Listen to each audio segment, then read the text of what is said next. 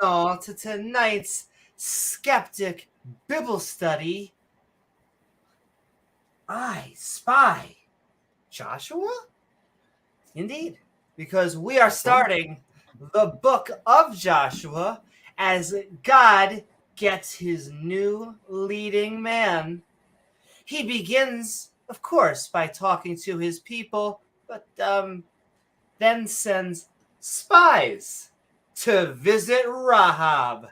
So won't you join... Spies like us? Dum, dum, dum, dum, dum. That's right, undercover.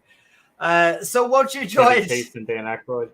James W. and myself, Amy Newman, as we read along with a vodka martini, shaken, not stirred, in the book of Joshua, chapters 1 and 2.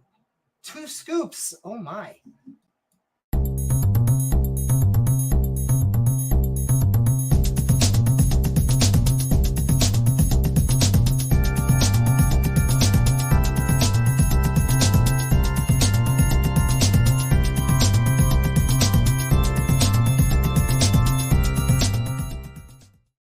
Woohoo! What is up, everyone out there on the intertubes? Please do not forget. There we go. Got my inner tube. She got to it. Like, Suspense is over. Follow, or subscribe. The suspense is killing me.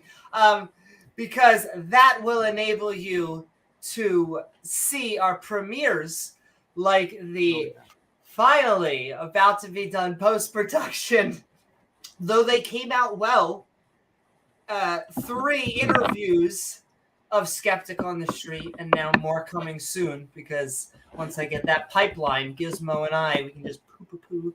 But also our live streams. What is up, interwebs? What is up, everyone out there? What is up, James Wolfe? What is up, James? Hey, James. Sending so much love.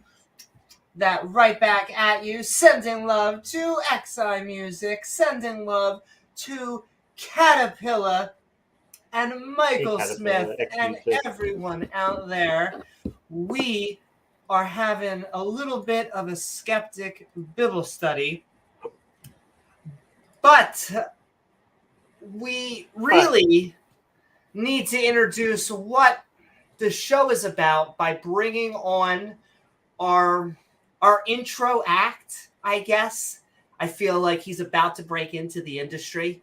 And so from the depths of hell, with our 5 trillion, gets longer somehow each time. But I guess if you have forever, why not just keep on adding time? Hey. So let's bring him back from backstage.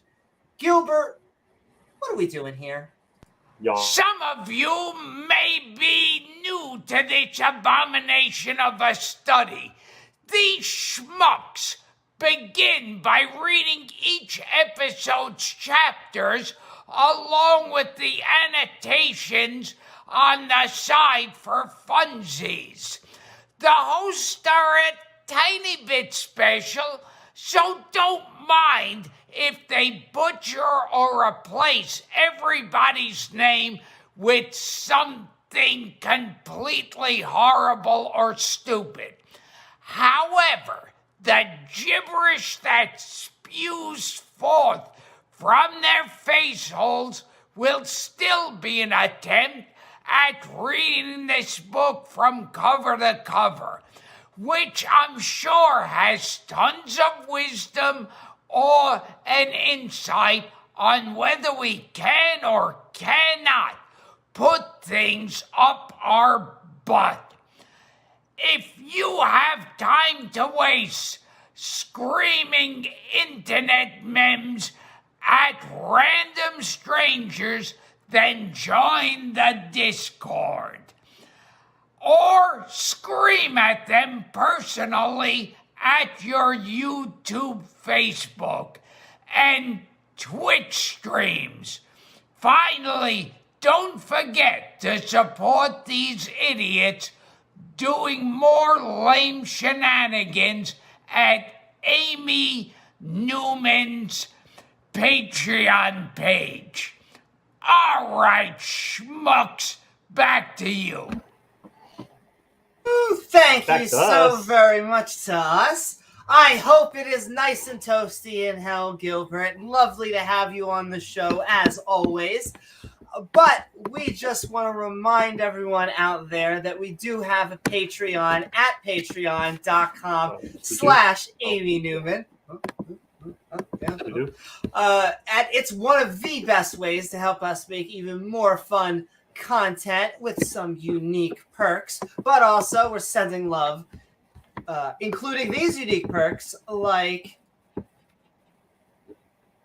Bayo and sending love. Also, actually got to add Disciple Day on there. I saw Speed of Sound sending love as well Disciple Day as became a Disciple Patreon? Day. He did indeed. And so Wow. sending love to Disciple Day and Speed of Sound. Answers in Atheism is a channel you should be checking out. But also sending love so much to Disciple Day. We love all of our atheist and theist brothers and sisters. As long as you are skeptic and sometimes ranting, we love everybody. And so thank you so very much. But also our channel members who are listed in the description below. You can join them by hitting that big red button. And it doesn't matter what tier you are. There are numerous different perks, but your badges, they will just naturally evolve. I mean, I don't know what it is. Somehow, with enough time, they just seem to accumulate. That is, who would think of such a concept? But sending so much love to all of our supporters, the people who sent us super chats, as well as amazing people like Oz, who from not only from Tangang, but I saw he had a new channel out there, which I really want to send some love to. And so you guys and gals should all be checking out UDC debate. Oh,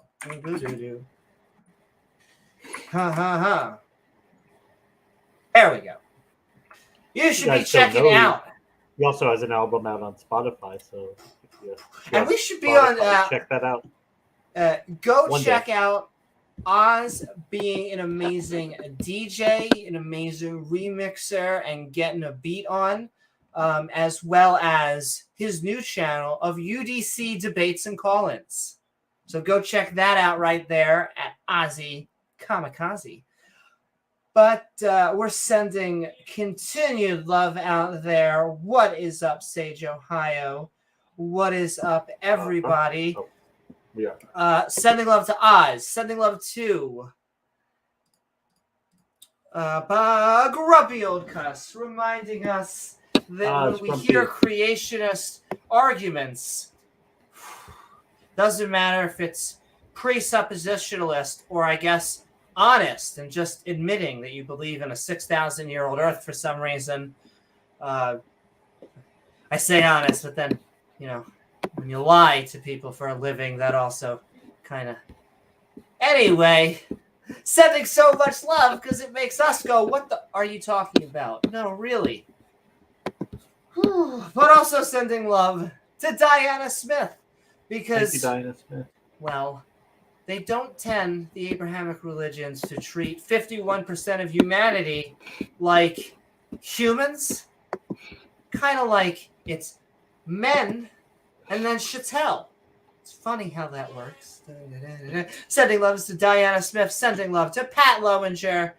Thank you, Pat. Thank you. Does what creationists are afraid of, which is break out into hives whenever they try and do research or publish into peer-reviewed journals. But it's a massive conspiracy.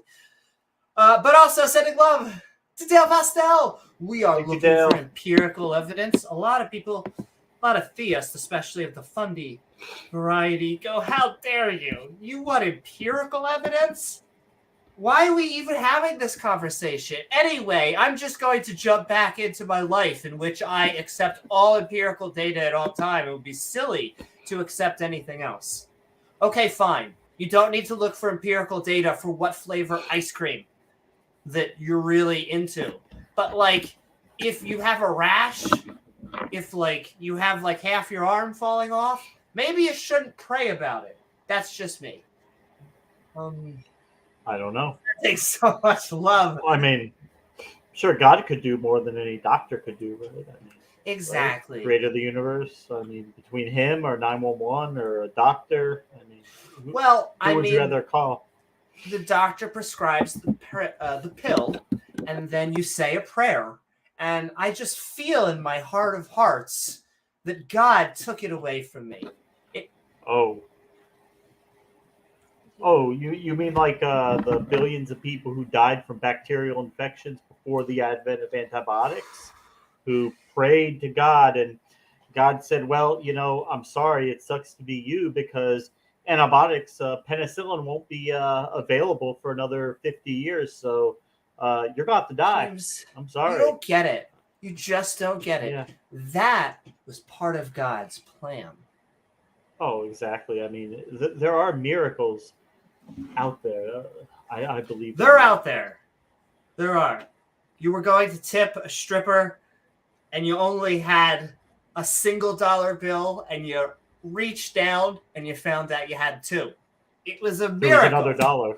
Yeah, there was another $1 that day. She might have been mad if I didn't have another $1 for her. And, by the way, I'm pretty sure that's the story of Hanukkah. Anyway, thank you so much, Dale Pastel, and sending love to Dave Gar. Woo! Sending love to Dave Gar, who reminds us that it doesn't matter that there has been a weird uptake of creationist-themed flat earthers on the internet. That's what we expect of the wild west of the information age, unfortunately. Speaking of Hanukkah, isn't it kind of ironic, God, the millions of people out there who are malnourished, who don't get enough food to eat on a daily basis. Some of them starve to death. They die from it. And, of course, God could provide them with food. He said if he takes care of the animals, the crows and the birds, how much more important are people that God would not take care of? But, some of them he just doesn't take care of. They don't get enough food to eat. But you see, there was a problem back in the temple, and they didn't have enough oil they didn't have enough oil for the lamps so that they could do all his sacrifices and all the worship for him. And if they didn't have oil to run the lamps, they wouldn't be able to do that. So, of course, God at that point, he stepped in and said, okay, all right, I am going to violate physics. I'm going to do a miracle. So I'm going to make that oil last long enough for you to make more oil, so you don't have to stop worshiping me. You can continue with the worship and the sacrifice and all that, because heaven forbid that stop for a period. You can't let a candle stop, James. That would be basically the end of the religion. We're going to let a candle stop so they won't be able to worship me properly? No. That candle, just watch. It'll keep burning. Don't you worry about that candle. It'll keep burning. Now get on your knees and bring out the sacrifice. I want a sweet savor today. I'm thinking, a nice red heifer or something. Maybe rip a pigeon's head off and spray the blood around the altar for me. I like that. Now we're talking. The God of the Bible. Honestly, I feel bad even using newfound technology on a sacrifice. So, but you can bring me the goat, and we'll take care of this whenever you're ready. Oh yeah, just bludgeon it to death. Right. Hey. God's morality. But sending so much love. Sending love into Ian Davenport out there into the world. We see Skywatcher, I feel the power of the Holy Spirit. I feel it. The Holy Spirit fills me up daily, sometimes nightly. Fill me up, God. Fill me up with your grace and mercy and love. But speaking of amazing people, first of all, sending so much love to Ian Davenport, who's sending love back to us, James, myself, and Gizmo, but also sending the man with a plan to Mark Reid out there, who has not only was he doing fantastic. I was a stream, like kind of pre-getting debate ready, I think. But then he had an awesome debate, a modern day debate have a that good you debate all last night. should be checking out. And I got to see it today. He also it turns out he's also a fantastic investigator. And I guess I'll just leave that at that. I'm just sending love to Mark, who is an amazing skeptic and human being. And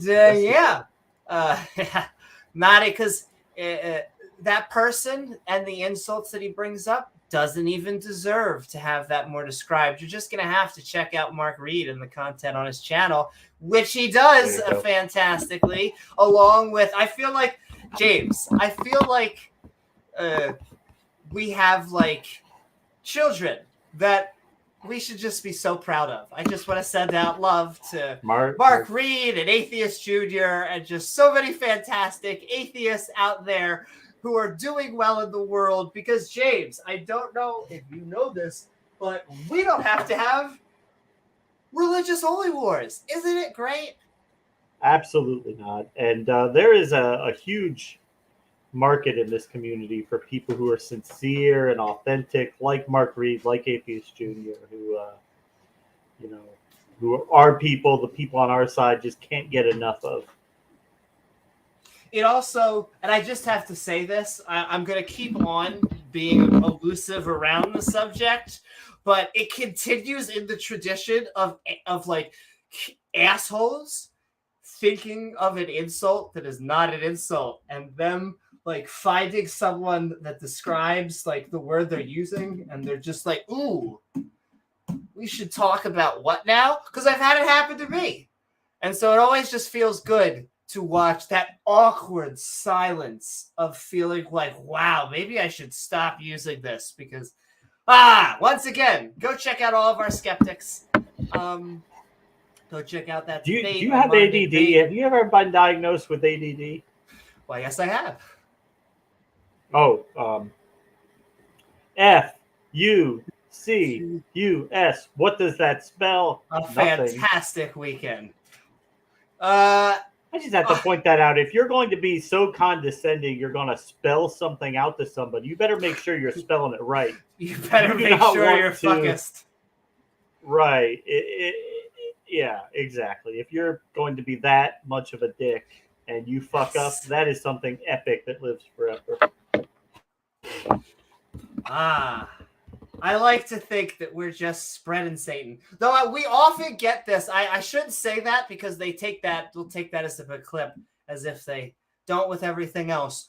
But no, we are not Satanists. I always like to say, though, that, if the Christian, Jewish, really the Muslim retconned God were real, I think we know what team we would be on, and it wouldn't be Team Yahweh. We would take the highway. Come on, you Baphomet. Well, I know. Come on, Baphomet. Stop pretending over there. It is hard to just not be a little Bahamut, so adorable while you're trying to spread global hobo all over the world. It's hard. So little time, so much to spread. So many mouths, so little time, right? I know. And who would hate? Such a good boy, too. And just to trick at them, Muhammad is a trans man. Just want to point that out. So just to completely... He was hermaphrodite. Oh, he may be both. Yeah. We have to... once again. But I always love when they're God. They always are like, it has to be a male, but also genderqueer. We're like, look, you understand. Did you just take a sociology class? Is that what happened? Oh, it's a theology class. You just are prejudiced.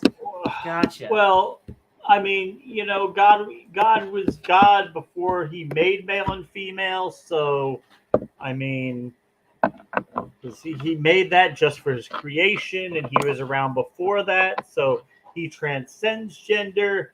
He is gender. He is all genders. He is no genders. He's only one gender and not the other. And he's the opposite gender and not the former. So, I mean. They're also dyeing their hair blue. Isn't that wonderful? They finally understand God. But also, and this is the last thing, then we'll keep on moving on, but you may not be a biologist if you think that women came from Applegate. That's just one little tidbit. He's trying to get it. Remember, the snakes were vegetarian at the time. This isn't as, I guess, unrealistic as they crazy believe. As it sounds. No, gotta stay away from it. Gotta keep it away. I mean, I think it's worth pointing out that every time McDonald's brings back the McRib, the percentage of females in the population does spike up a tad bit. Yeah. There are more men transition to becoming women every time that comes out to skew the statistics just a little bit. So it does create more women. And I will say, and I'll answer as sponsored by Sugar Water. It's what plants crave, electrolytes. But send in love, Michael Smith. I'm like this weird kind of, well, I shouldn't say weird. As a comedian with, I would believe, thick skin, I like to think that I can take whatever pronoun. I always say they need that more than I do.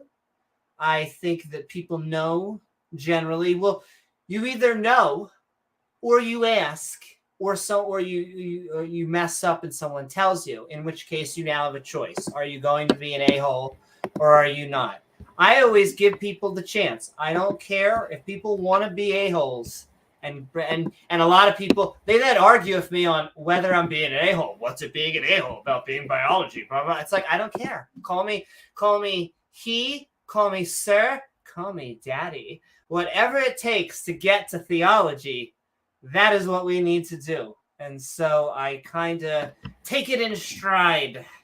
Though I understand also my trans brothers and sisters and everything in between who get rightfully upset because, I will say for how much they want to talk this whole anti-PC game, I think you will find that there are numerous fundies that have the thinnest of skin, are the ones that there's someone very specifically that goes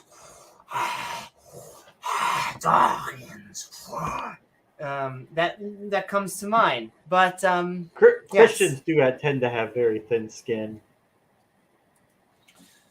But sending love to everyone out Considering there. They have the God on the universe on their team. I mean, they only have that advantage, but they get they tend to get a little triggered, a little upset, Well, I often have to drag them kicking and screaming to the actual subject. And so I normally have to get rid of the identity politics so that I could talk about theology, which is what we're about to do. So sending so much love, but we're actually sending love to Ian Davenport, who just sent in $10 and is sending us a pair of a thank you. Thank you so very much, Ian Davenport, sending so much love, who has sent us so much love. Thanks, man. Throughout our channel's big supporter history. From the beginning. Yeah, we are sending so much love right back to you. And we're going to keep on making more fun content. We're going to be putting that. I am excited because really, I know we always, even our releases seem to run on Amy time, but I'm excited because the Talk Skeptic to Me, which is, we just did a Talk Skeptic to Me with Cindy Lincoln.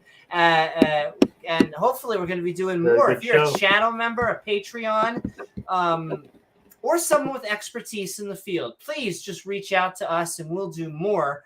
But also just... That was a good stream. Our Street Epistemology show. What is up, Rubix? That's right. Rubix. Speaking of people on that good stream, Rubix was one of our panel members. James and I kind of held back with Gizmo as kind of like we were just producing and talking and moving the conversation along as interjecting rubrics here and there, Bree. but not as Yeah. much. Well, exactly. I think the Socratic method really is a good, nice rub sometimes without being very volatile. What about me now? That you're awesome, and we should all check out more episodes of Talk Skeptic to Me. Speaking, and thank you so very much, Rubrics. Glad to have you on board. And also, Thanks so much, Rubik. what is up, Pat? Just saying, hello everyone. Just got home. Never thought I would see Amy start a stream before midnight. That's right. We are starting basically at the crack of dawn. You know, at good old almost 11 p.m. But you're right. We are excited to actually be at a go buy a lotto time. ticket, Pat. But Pat, we're sending love out to you. If you would like to continue, and if you got something on your mind that you would like to share with the audience, we would love to have you back on for as many Talk Skeptics to Me as we can get out of you. As It's been a long time. I'm sure I could find a Christian video saying something stupid about archaeology. There's a million of them out there. Oh, indeed. Making silly claims. That's right. Need to give love to James too.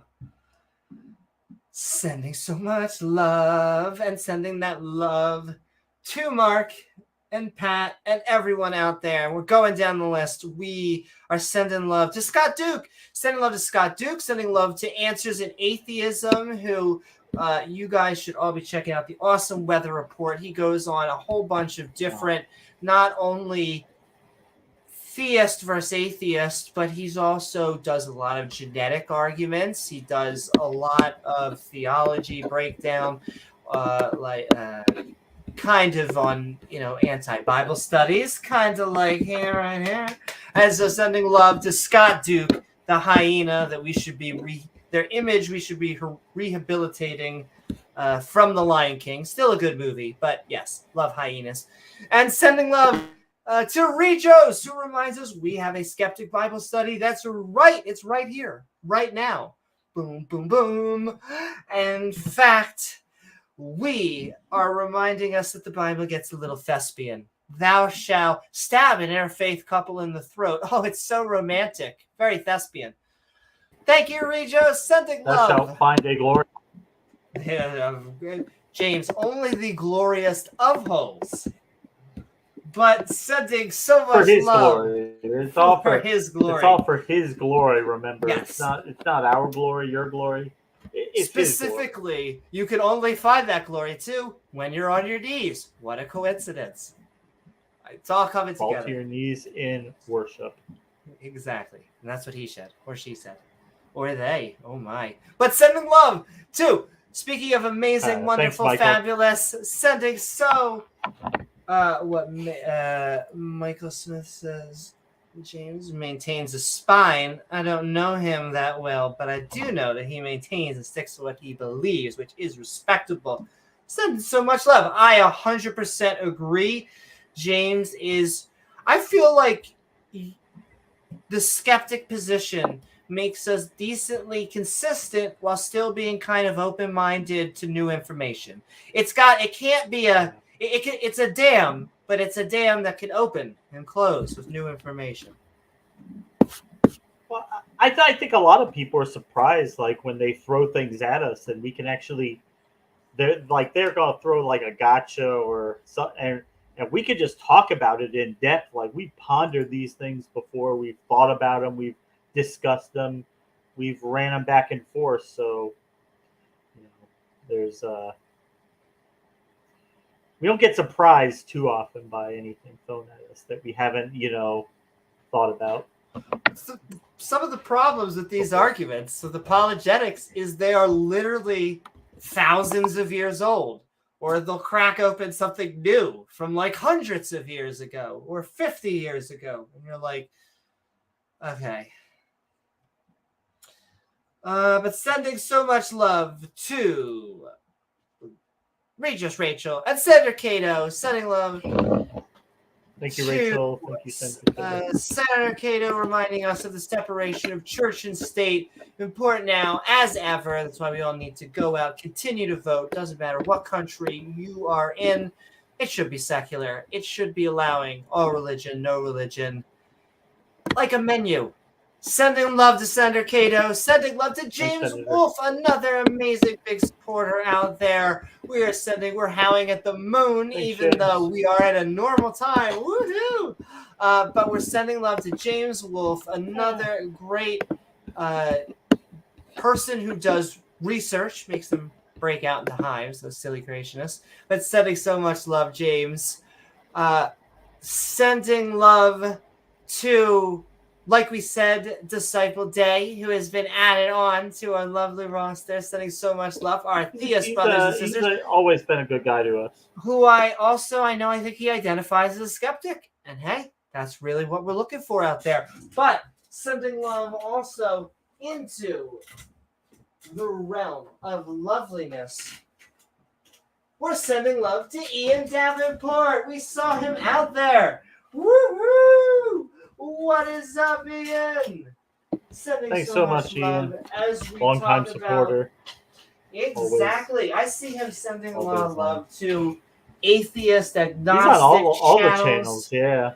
And I just feel like we are naturally Big Tent. I feel like, once again, it's kind of funny. It is almost directly opposite, where, like, to a theist, oftentimes, especially the Abrahamic religion, it's like a purity test. The First Baptist Church and the Second Baptist Church, it's like, this is war, time to go. And you're like, what? You guys know you're arguing over, like, one of you has blue eyes and one of you has green eyes, right? Like, you look exactly the same. You're twins. It's like, okay, whatever. No. It's totally different. My God. We're the true Christians. We're saved. They're going to hell. They worship Satan. Exactly. They need to be purged from this earth. They're basically, if not worse, than those atheists. Yeah, they're worse than atheists. Okay. Yeah. That's sending so much love, Ian, who reminds us that, it doesn't look like, your heart doesn't look like a watch. Well, Pat, I'm sure you could do forming. Like a lecture about that, being that you teach on magic. You could probably tell us about that blood magic. Lauren Boebert invoked the blood of Jesus today in order to try and win her election. Oh, and my Lord. A Christian using blood magic in real time on television. Jesus. Cleanse me of my sins and my illness, the blood of Jesus. They also kind of like their blood magic, those Christians. I don't know what it is. I mean, the Jews have it too, but like, I guess when you have a sequel, you just gotta run. You gotta take it up to 11. Whew, but sending love. Hopefully, basically the United States. I love this country. Flaws and benefits of, but I wish we would get completely secular. Our government is secular. Our people are the remnants of a purity culture that we have been fighting waves of for past few decades. Now I think we're winning. So. Long term winning, and there are always going to be religious people in society. Well, maybe not always, but for the near future, we just should make sure that our laws are based not to favor one religion over the other. But you should be able to have a secular reason. You shouldn't legislate morality based on religion. You should have should be able to have a neutral secular reason for things. I also just want to say, what is up, Beamsy? I will say it is basically like looking into a portrait. Your Ken Hovind thing, which Hover, you still have to get that debate worked out. I know. It's been like 5 months now, and yeah. I'm hoping to have a whole bunch of more debates. Impromptu Debate You was great. Check forward for those many times. We're going to get James and I both kind of. But you are religious, Beamsy, so you don't count. Need to correct James. Just because there are people on their knees does not make them religious. That's true. Beamsy is talking about his other primary religion where he worships that ass. And so I understand. I completely understand. He's pretty devout at it, though. Yo, I will say, Pat, that I feel like they have. This is a, if it goes up, down, up, down, up, down. I think that, yes, this is a push. This is a religious push. I'm hoping that, we come back even stronger, though, because I think we do. I think overall, I think we'll win. But, I understand. Sending love out there. The sky is falling. It really, I think, will be okay. No, I just think it's not I think that this is their final hoorah, at least here. I think they've tried to play a little bit of a long game. And so it was a specific brand, in my opinion. Once again, we're going into the identity politics. But I think it's a specific brand of Catholicism that but also we have a lot of Protestants. We have a lot of Protestants that's they gave up on. They gave up on the gay issue. They pretty much gave up on that. Well, they'll get over the trans thing. Give another 10 years. They'll now get you over say that. And I'm hoping you are correct. My biggest fear is that they are going to come for as many of those rights that we have gained as they can, and so we just have to stay vigilant.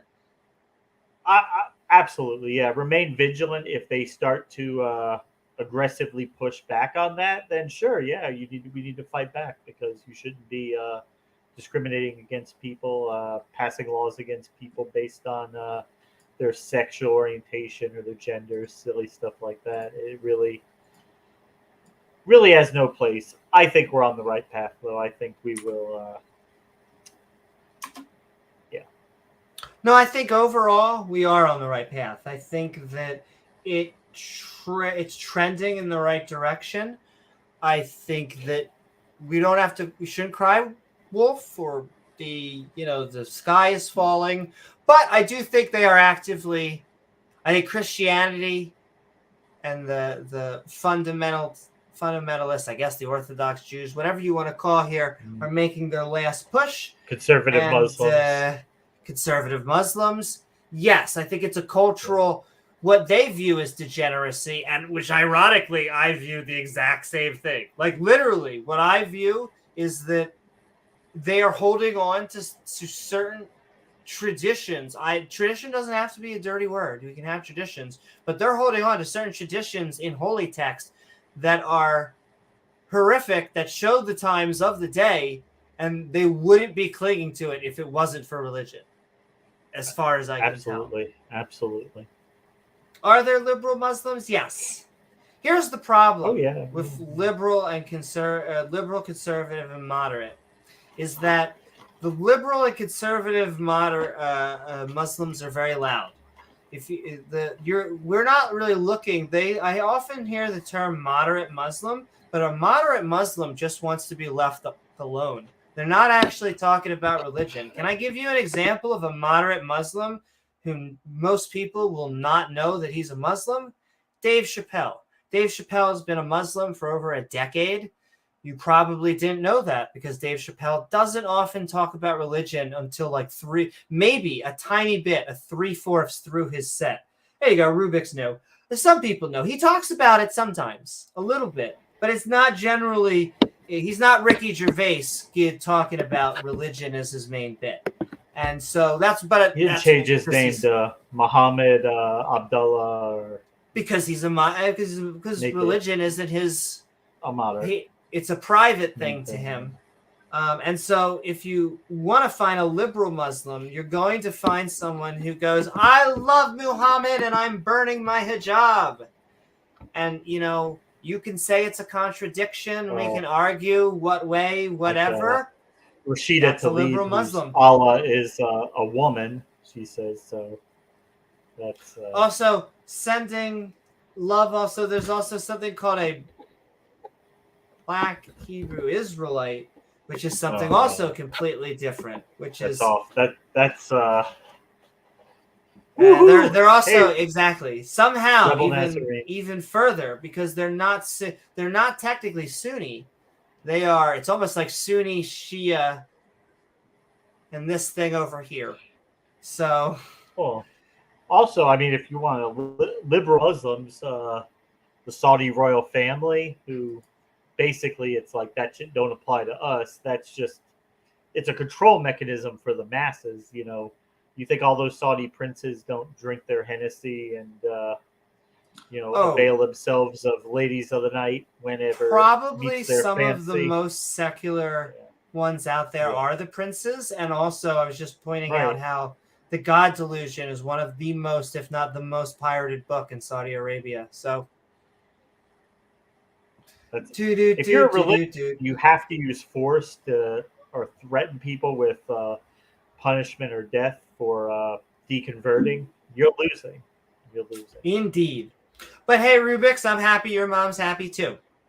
We just want people to be happy. We want to win people over by conversation, discourse, and debate. But yeah, Caterpillar says I was a liberal Muslim. I mean, I always make jokes. Categories, categories. She says that I would date. I'm sure Rachel. Liberal Muslims, liberal Jews, liberal Christians, hang out, break bread, go to karaoke, because once again, they have rationalized away all of the bad parts of the religion. And so it's like, all right, you like crystals. I get it. Cool. I get what your Spotify playlist is. We can continue. And so it's whatever. So we're sending love out there. We want to get people past either at the deist line. I think deists can be very helpful. I can't help it just because I've seen Jack, Burton, Skylar Fiction, numerous deists that have been very helpful, but I want to get you over that line. I don't think there's a mind out there or even a force that we would call a god. So, but sending love to my mind, you can feel the gears, to Ian Davenport, and to, last but not least, Matt D. Sending so much love, Matt, who reminds us that we have galaxies in our hands. We have models. They tend to use that's just a theory as an insult, but what they have is just conjecture, or a non-fanciful word. They just have bullshit. Yeah, we can actually explain how planets, moons, galaxies, and solar systems form. It's amazing. Like the Mark Reid debate last night, I mean, just saying God did it for the universe doesn't actually explain anything. I mean, yes, all the questions are still there. You're just rationalizing, oh, God is powerful. He knows things we don't know, so he can do it somehow, some way. We just don't know how he did it. Well, what does that actually tell you? Not much. Not a gosh darn thing. In fact, it's hard, I think, for theists to conceptualize why this is a fallacy until they get it in their face. First of all, that's what he, she, or they said. But the universe can't be eternal. Everything has a cause. And so the universe is part of everything. The universe has a cause. All right, what's that cause? God. Oh, well, is God part of the universe? Of course. Oh, so God has a cause. No, God is outside the universe. God is outside, transcendent. Oh, so that means God isn't part of a universe, isn't part of the universe at all? Has no bearing. He's in it. He is the universe. In it to win it. Not the universe. Yeah, but you would also, there's the inner contradiction. Part of the universe, out of the universe. He's everything if you're part at of the universe. If you're part of the universe, you have a cause, and you're violating your thing, and it just becomes special pleading. Well, I thought that was funny because he doubled down and said, yeah, it is special pleading. Yeah, it's okay. We all do it. Yeah. That was like... I think someone I saw in the comments worded it like he tried to use special pleading as a talking point. As if like that was his argument. Yeah. Even though like most Christians, they'll say, no, it's not special pleading. Like Otangelo, it's not special pleading. It is Darth would say, oh, it's a category error you've made because you're putting God in the wrong category. You can't put him in the category of things that need a cause. And I disagree. I was looking up that is the map for a place fallacy, right? Because I've been watching him in preparing, not because I want to, because I've realized I want to have a different conversation if I ever talk with Darth or any presuppositionalist. And it's just like, what is the nature of having a good conversation? What does it mean to have a healthy back and forth and really be learning from each other? I'd rather talk about that because everything else is just bullshit to it. Oh, I'm sure. But if I'm going to get a recording of something, it's going to be that. I'm going to have I also want to have like a question counter. And I'm just going to have a tally. It's just going to be and this is for anyone should do this with a pre-supper. How many questions they get to ask? How many questions I get to ask? Thank you. Then I'll take it. Because that just annoys me. I'll talk with anybody as long as you are, to use one of their words, a good faith interlocutor. But sending love to all of the people out there. That's the thing with Darth. 90% of the time, it's not him going and groveling to talk to people. It's him being there and people come begging to talk to him. So that is not his turn, and I thought about that, and I'm also realizing the more you talk about people, the more you kind of give them power. And so we'll do this for maybe one more. And I'm realizing I gotta let it go. But yes, I've been looking into just random videos that have given me great insights. I'll give you one, and then we'll wrap up and we'll start the subject matter specifically.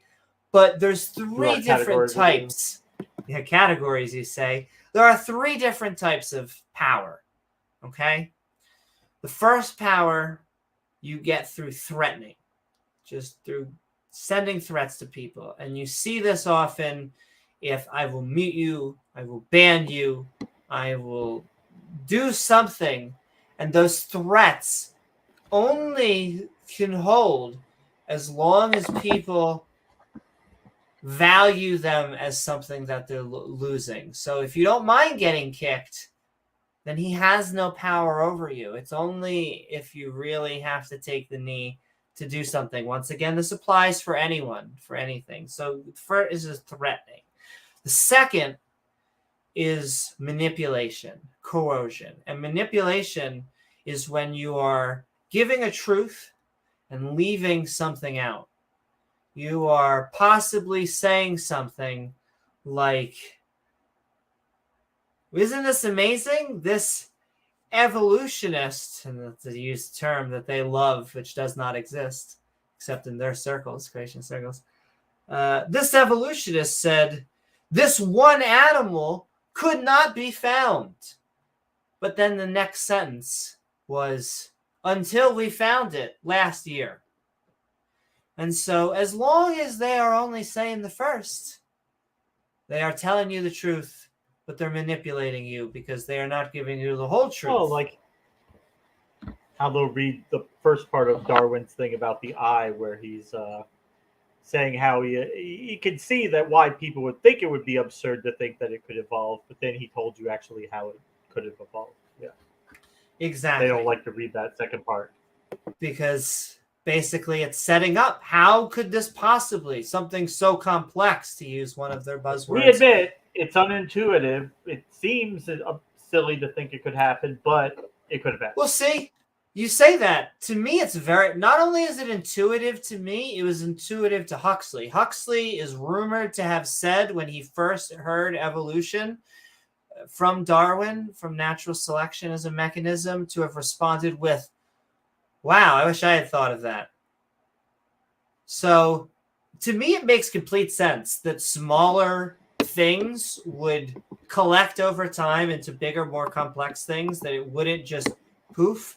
It only seems counterintuitive when they frame it in a way in which they go, well, it's so amazing.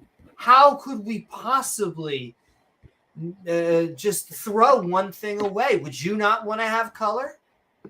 Would you want to live without being able to see red, blue, green, and all this amazingness? Well, no. But if we had to choose that or nothing at all, we'd choose that. And you could go down the list until you have a stalk with just a little nub. Still take that over nothing, right? And so it's very easy to see. But yes, I also get your point. I think it's all in their framing.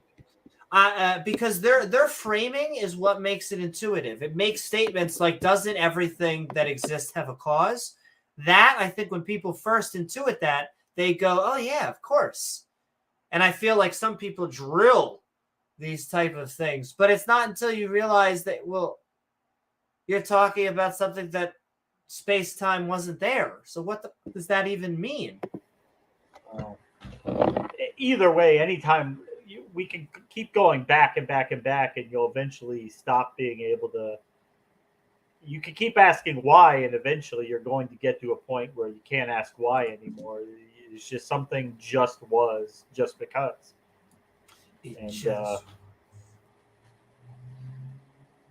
How far back you can go with that? Can you go back infinitely? Maybe, but at some point you will hit that wall where there just had to be something.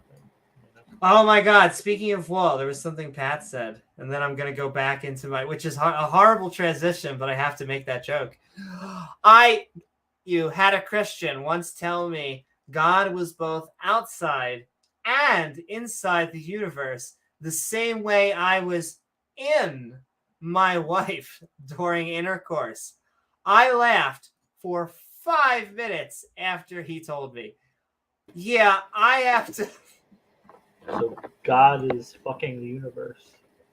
No, it makes sense. That's basically how the universe came to be. He pulled in, he pulled out, and the universe was there. I'm pretty sure that's what. Isn't that what you learned, James? I mean, it's like when you go to IHOP and you order blueberry pancakes. Do you want? I like any sentence that starts like that. What? When you want the blueberries in the pancake batter? Or do you want them on top, or you want them both on the outside, the inside, the inside, the outside? All those are important questions. Both? Yeah. You may need both. What is up, Bitter Truth? Send in love. God sodomizing the universe. Yeah. And so the final power. Okay, you have threats, manipulation, but of course, you have what I would call as true power. What I learned, because I'm really spouting other things, but who doesn't spout other things to learn from wiser, smarter people than ourselves, is that true power comes from telling the truth, telling people if you want something, not trying to coerce them or manipulate them by leaving things out or trying to another way of coercion is if you can't let people fail, or you give you or you give them an option and it's really a false choice. So it's like, someone says, do you want McDonald's or Burger King? And they're going to freak out if you pick one. Well, just tell them which one you want. Be honest. True I want power. McDonald's. Oh, I don't want McDonald's. Well, it's a small thing, and I guess I'm just using an example. True power comes from making your case, telling people what's on your mind, who you are, wearing it on your sleeve, and being able to follow that through the entire time. You will get, it's what builds natural charisma. It's what makes people want to listen and follow you and feel like they are not being threatened or manipulated. So once again, apply this think about this as you're rolling with presuppositionalists, I guess to a degree as well, just apologists. You hear this when you're learning about things like hell. If you ask yourself, is this a threat? Is this a manipulation, intimidation? Or is this really any true power above me at all?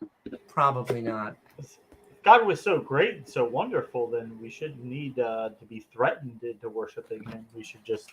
You would think. Why would he need to point a gun to our head and tell us to get on our knees and worship him? James, I feel bad asking, but can I borrow like $50? Like, if you don't mind, I just have this for safety and for aiming at your head. But please, if you could just give me $50, it would really help me out.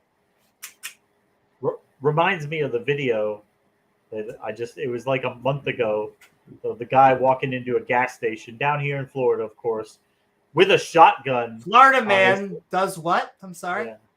Well, no, he wasn't from Florida. That's the thing. He walked in there with a shotgun, and he was trying to hide it. And then the clerk actually had a gun and pulled his gun out and was like, "What are you doing, man?" He's like, "I'm not from around here. I'm from Chicago."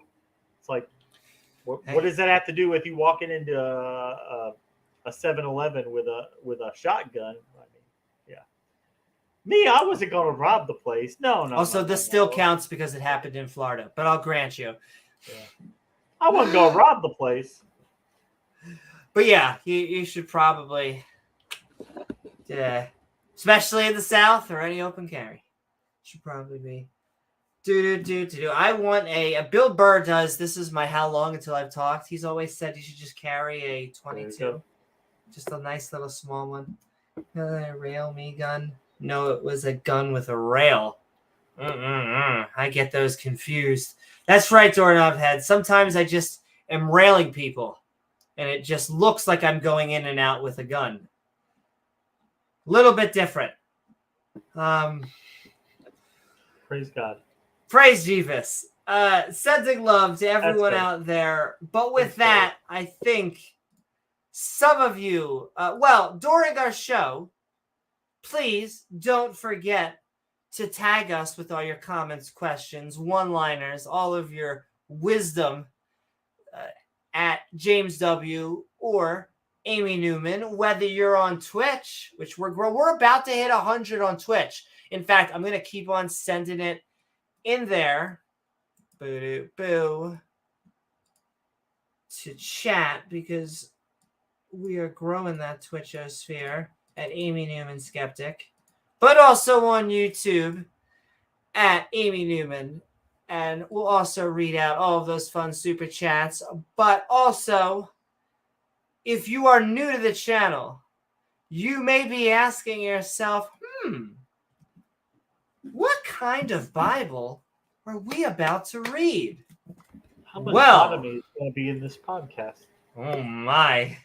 That brings us to our categories of sodomy. Categories, you say? Before we begin, I'm going to start by going over the specific Bible we'll be reading, along with some helpful category marks. Categories, you say? Why, yes I do. You see, we're going to be reading from the Skeptic's Annotated Bible, an entire King James Bible lovingly fawned over by a skeptic who decided he would add his own notations. These are little flagpoles of sanity put in use to remind us that, hey, maybe slavery is evil, including categories like absurdity, injustice, and cruelty, but also a good amount of intolerance, contradictions, and conflicts with science or history. That doesn't mean it's not packed full of misogyny, false prophecy, and some questionable biblical family values. Now, we won't skip the good parts that the Bible has, only that these passages seem far fewer in number than any priest or pastor seems to suggest. So without further ado, won't you come join the Skeptic crew? Lovingly fawned over By a sodomite. That's right. Trying to say earlier that I know which body part is named Sodomy and which one's named Gomorrah, but I'll let the audience decide. But sending so much love out there, because that is right. Welcome, everyone, to our Skeptic Bible Study. On the previous episode, dun, dun, dun, Charlton Heston's death. Oh, no. Moses blessed the Israelites, Gesundheit, and then climbed the mountain of Nebu. As you do. It's like their Mount Everest. Where God showed climb into your casket here. Just kind of get down on in there. Just kind of make yourself comfortable. Yeah. That's right. Like James was saying, where God showed him the promised land where he was to die, as we spent an open casket funeral of fun with the book of Deuteronomy, chapters 33 and 34. Land I've been telling you about for a long time. See it? You want to take a look at it? This land? Just take a nice look at it. But even though you've been doing all this shit for me, not enough. No, I'm sorry. No. But it's the promised land. It's in the title. Yeah. Not for you though. I'm gonna need you to go ahead and get down in that casket and die. Because quite frankly, you suck. In terms of prophets, you're one of the best, but you're not like the best prophet I've ever had. Abraham, Jacob, you're just not up to snuff, Moses. I'm sorry. Yeah. Sorry. Dun, dun, dun, dun. Try again next time. Oh, wait, there is no next time because there's no heaven yet. But in this episode, I spy Joshua. We are starting the book of Joshua. James was saying we're not going to say Deuteronomy as much anymore. We are? It's such a sad time. We'll have to bring up as many Deuteronomies as we can just to satiate us. It did take us like 4-5 months to get through Deuteronomy. So, well, James, you have to understand, us silly atheists, we read the Bible, and so it's kind of, not really the Jews, Christians, sometimes the Muslims. I swear the Muslims don't read the Quran. They just bank on everyone who is non-Muslim not reading the Quran ever. It's like they memorize it, but they don't actually know what it means. Yes, exactly. Yeah, I can do half the Hebrew alphabet too. Fantastic. Exactly. But if you can just recite it, you don't really understand the context, the comprehension of what you're actually saying. Because I get no one who wants to debate me on ants. Every single time, it's just, miracles can happen, can't they? God just is all powerful. Well, you do realize this is Yahweh that you're talking to. It's true. Yahweh or the highway. Yeah. You do realize I brought you out of the land of Egypt. And I can put your ass right back in there. We get it, Dad. We get it. God, eternal minivans suck. But yes, we start the book of Joshua as God gets a new leading man in Joshua. Oh my. And he's fit. Got to be a man, of course, yeah. He's got to measure up for the make size a man swing over here. Out of you. Yes, maybe a little. But he begins, of course, by talking to his people. Hi, people. I know you had, your old prophet forever. Really, the longest character we've had in our Bible study. But, I'm the new guy. I'll last a while, I'm sure. Then send spies to visit Spies like us. Spies like us. To visit Reebok shoes. No. Rahab? No. Rob. He visits Rob. So won't you join James W. and myself, Amy Newman, as we have a vodka martini shaken, not stirred, in the book of Joshua, chapter 1 and 2. All right. And we have 3 little appetizers here. Oh, that's weird. Huh? It's just... it's what? I've never seen that before. James, there may be a contradiction in the Bible. You do realize this is the Bible that you're talking about. That's weird. And it's never happened before. So I feel like if it's been this many books in the Bible that have been perfect, flawless, just objectively, empirically moral, why would it have a contradiction now? That's just silly. I can't think of a reason it would. But also, I mean, there's no problem with the Bible. So, I mean, if there's a problem, then we must be that problem, not the Bible. Yeah, it's us. Exactly. But, in fact, we'll actually go here. But also, James, it's crazy, but I think there may be different interpretations. Huh.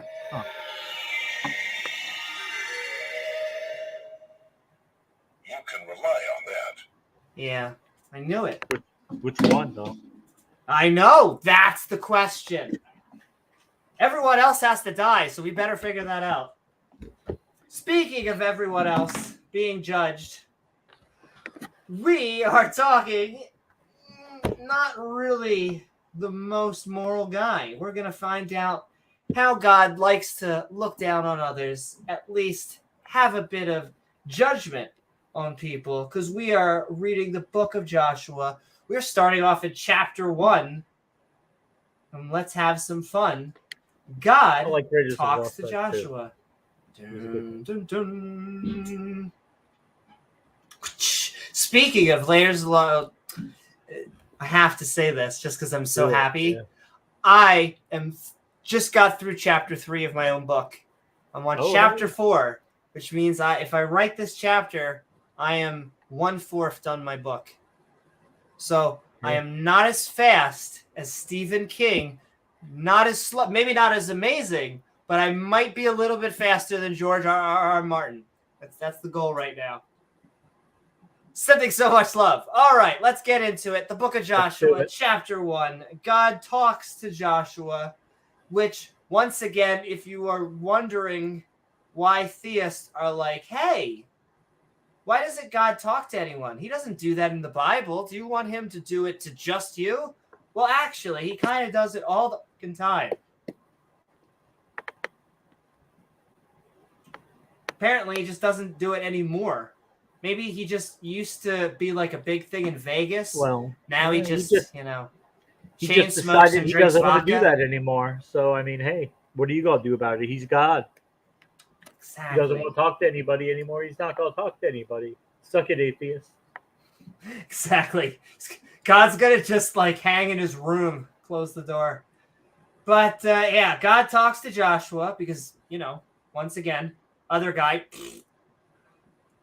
As we begin the book of Joshua, now a great music collection. Once again, I think this is the original That's What I Call Now. After the death of Charlton Heston, he had a great acting career, but all great things come to an end. The servant... Oh, that was weird, James. I got slavery stuck in my throat. Just give it a few coughs. You'll get it out. I'm so used to getting things stuck in my throat too, but that's slavery. It just gets right in there with that unconsensual. You can't get it out? I can't get it out. Oh, and let me get our Lord. Of our Lord. And I'll say her long name, and then we'll just shorthand it the rest of the time. But we can't. What is a Bible study without Barbaretta, the one true God. May she touch you with her noodly appendages. The Queen of Kings and the Lord of Lords. She stars in a sitcom, I think. But yes, Barbaretta is here for you. Her friends just call her Bob. So, of the Lord Bob, it came to pass like a stone. Keep on drinking water. That the Lord Bob spat, and that's what you get when you run out of lube. At least you got something. You're not doing it dry. Spat all over onto Joshua, once again, who lifts. The son of Nun. Oh my God. All the nuns got together and had a son. Gorgeous. Moses's, Charlton Heston's minister. So, setting so much love. I'm sorry, Wilson. Hey, Wilson. Said Charlton Heston's best role was in Wayne's World 2. Party on, dude. Hey, Charlton Heston was a good actor. We're sending love. He was a good Where actor. Where love is. It is just so funny. I think most Americans, at least, and most many other people, just associate Charlton Heston with Moses. Like, not Charlton Heston with Moses. Moses with Charlton Heston. That's why we can't help ourselves. Yeah. So sending so much love to him. I'm sorry. At least Charlton Heston existed. That's true. At least we have evidence that he was a real human being. Which, wow, that's. I didn't know that he was going to be in studio with us, but thank you so very much, Wilson. It's always lovely to have you sending us in comments as we do our Bible studies. It is.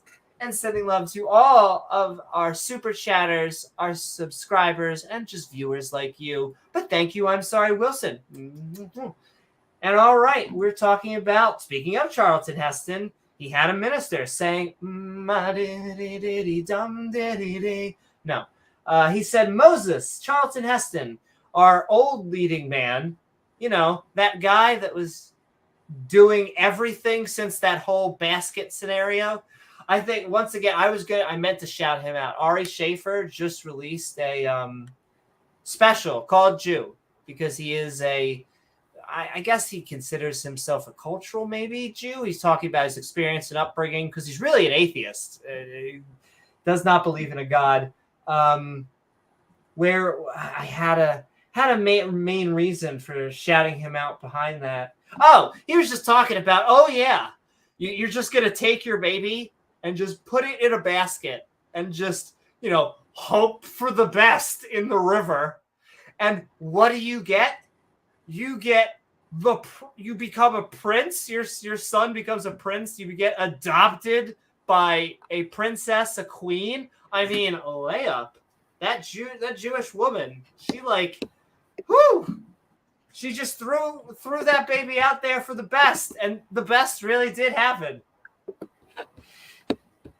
But sending love. I'm just really retelling Ari's jokes. So sending love to Ari. Go check him out. He released a special for free. The first comment was like, how Christian. Oh, sending so much love. Though the Christians attach themselves to this. I mean, so. It's like a cafeteria, though. You can just pick and choose. It's great. It's like a buffet.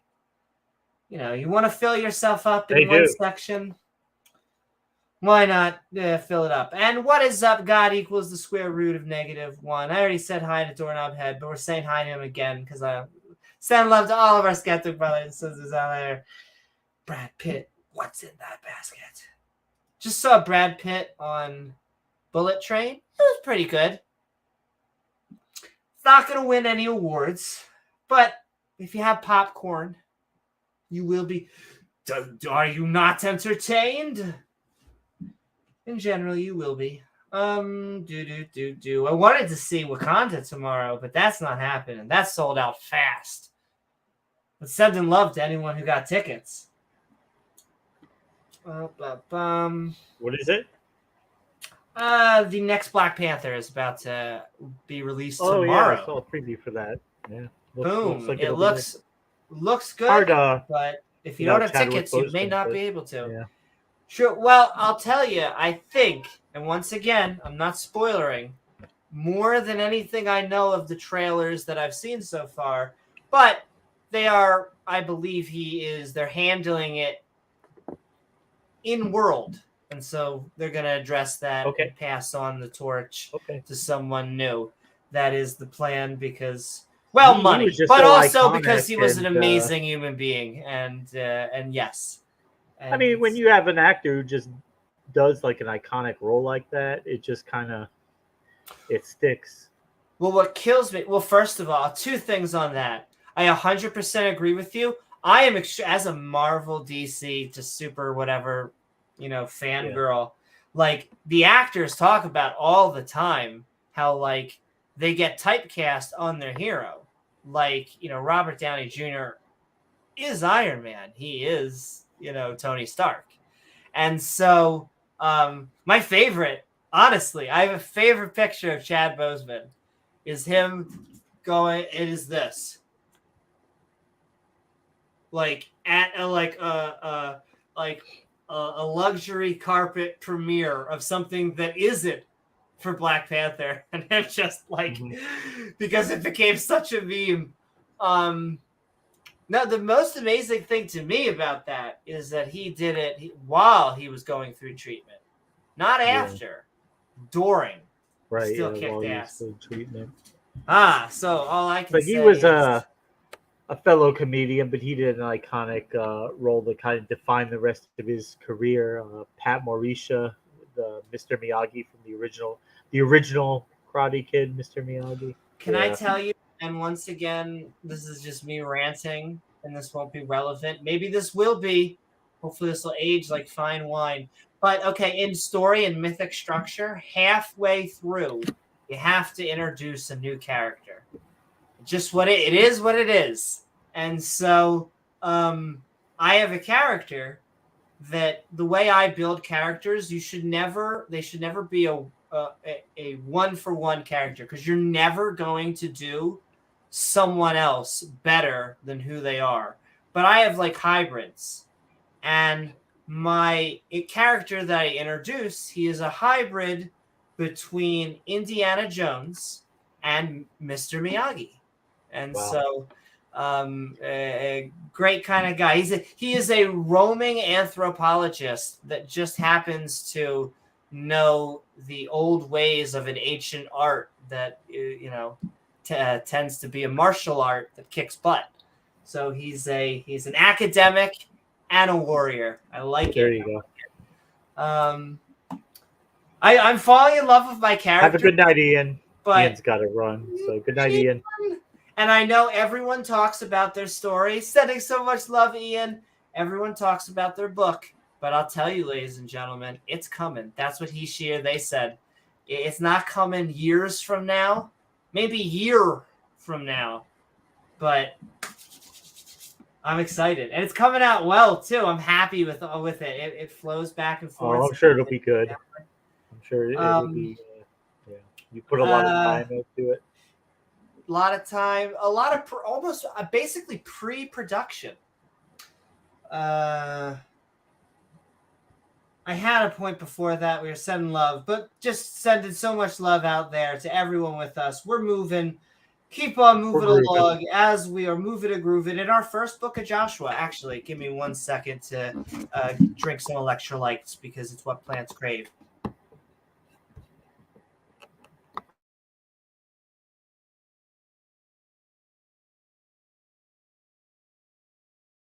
Okay, let's do it to it because Moses isn't. He's dead. Charlton Heston is a slavey servant. Well, he's dead. Like D.E. dead as a doornail. Now, therefore, arise. Go over this Jordan Peterson and buy some Jordans, though, and all these people onto the land cards, magic land cards specifically, which I do give them, even the children of Israel. Shmishmael. Even the children of Israel Shmishmael, Even really? the children of Israel. Even That's them. amazing. I didn't think it could be possible. Me either. Every place that the sole of your foot fetish shall tread upon. Oh my, this is getting okay. That I have given unto you. There's pictures, there's videos. As I said onto Charlton Heston, but We have once it on again, tape. that dude dead. Exactly. From the wilderness of RuneScape, very specifically together. in PvP. Exactly. You're going out. You may even lose your gear. And this Lebanon, where everyone's vacationing, it's fantastic. You should visit the Lebanon. Even onto the Great River, I'm very Euphrates. I'm really afraid. All the land of these big old Hittites, and onto the Great Sea. Like, don't call it the Little Sea. It's not a medium sea. It's a Great Sea. Going down of the sun shall be your coast. All right, what have you reprobates been reading? After Moses died, God said to Joshua, Moses is dead. Yeah, we were poking his body for an hour. Thanks, God. Lead the people across the Jordan River to the land I will give to them. I'm sure it doesn't have any people on it, and there will be nothing wrong. Well, actually, did I tell you about that? I'm the God of the universe. I can do anything, but what I can't do is give you land where there's nobody already one there. on there. Yeah, you should have read the fine print. There were asterisks. You're gonna have to kill him, and then you can have it. Yes, exactly. In fact, it's no one's land after you get rid of everyone, and then it's all yours completely. I am giving you every place you put your foot. That'll go well. You will stretch from the Euphrates River to the land of Hittites to the westward sea. Okay. Okay, sure. Moving along. There shall not be any man that get in your way. Don't you let him judge you. Don't even let him put you down. Be strong and independent. Be able to stand before thee all the days of thy life, all the days of this here hot wife, as I was with Charlton Heston. So I will be with thee.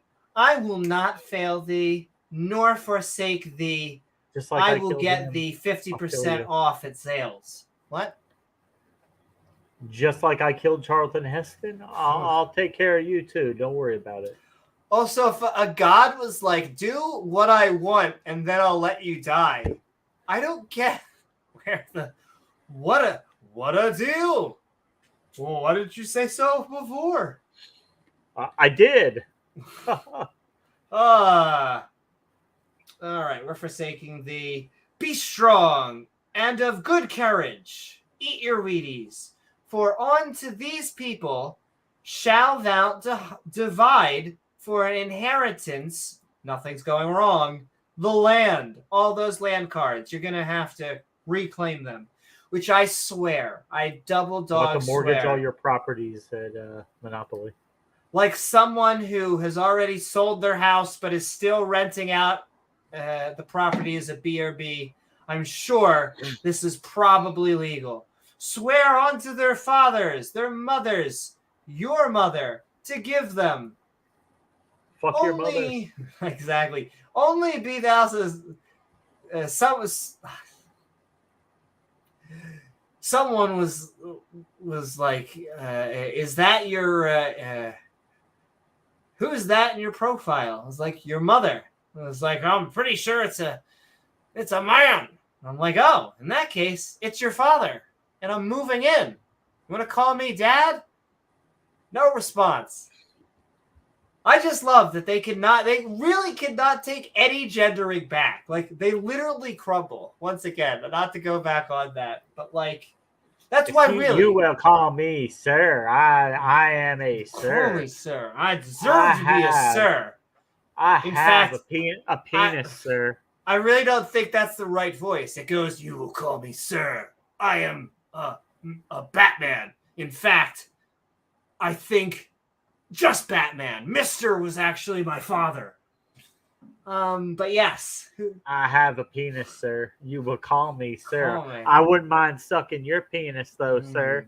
What? Now we're talking.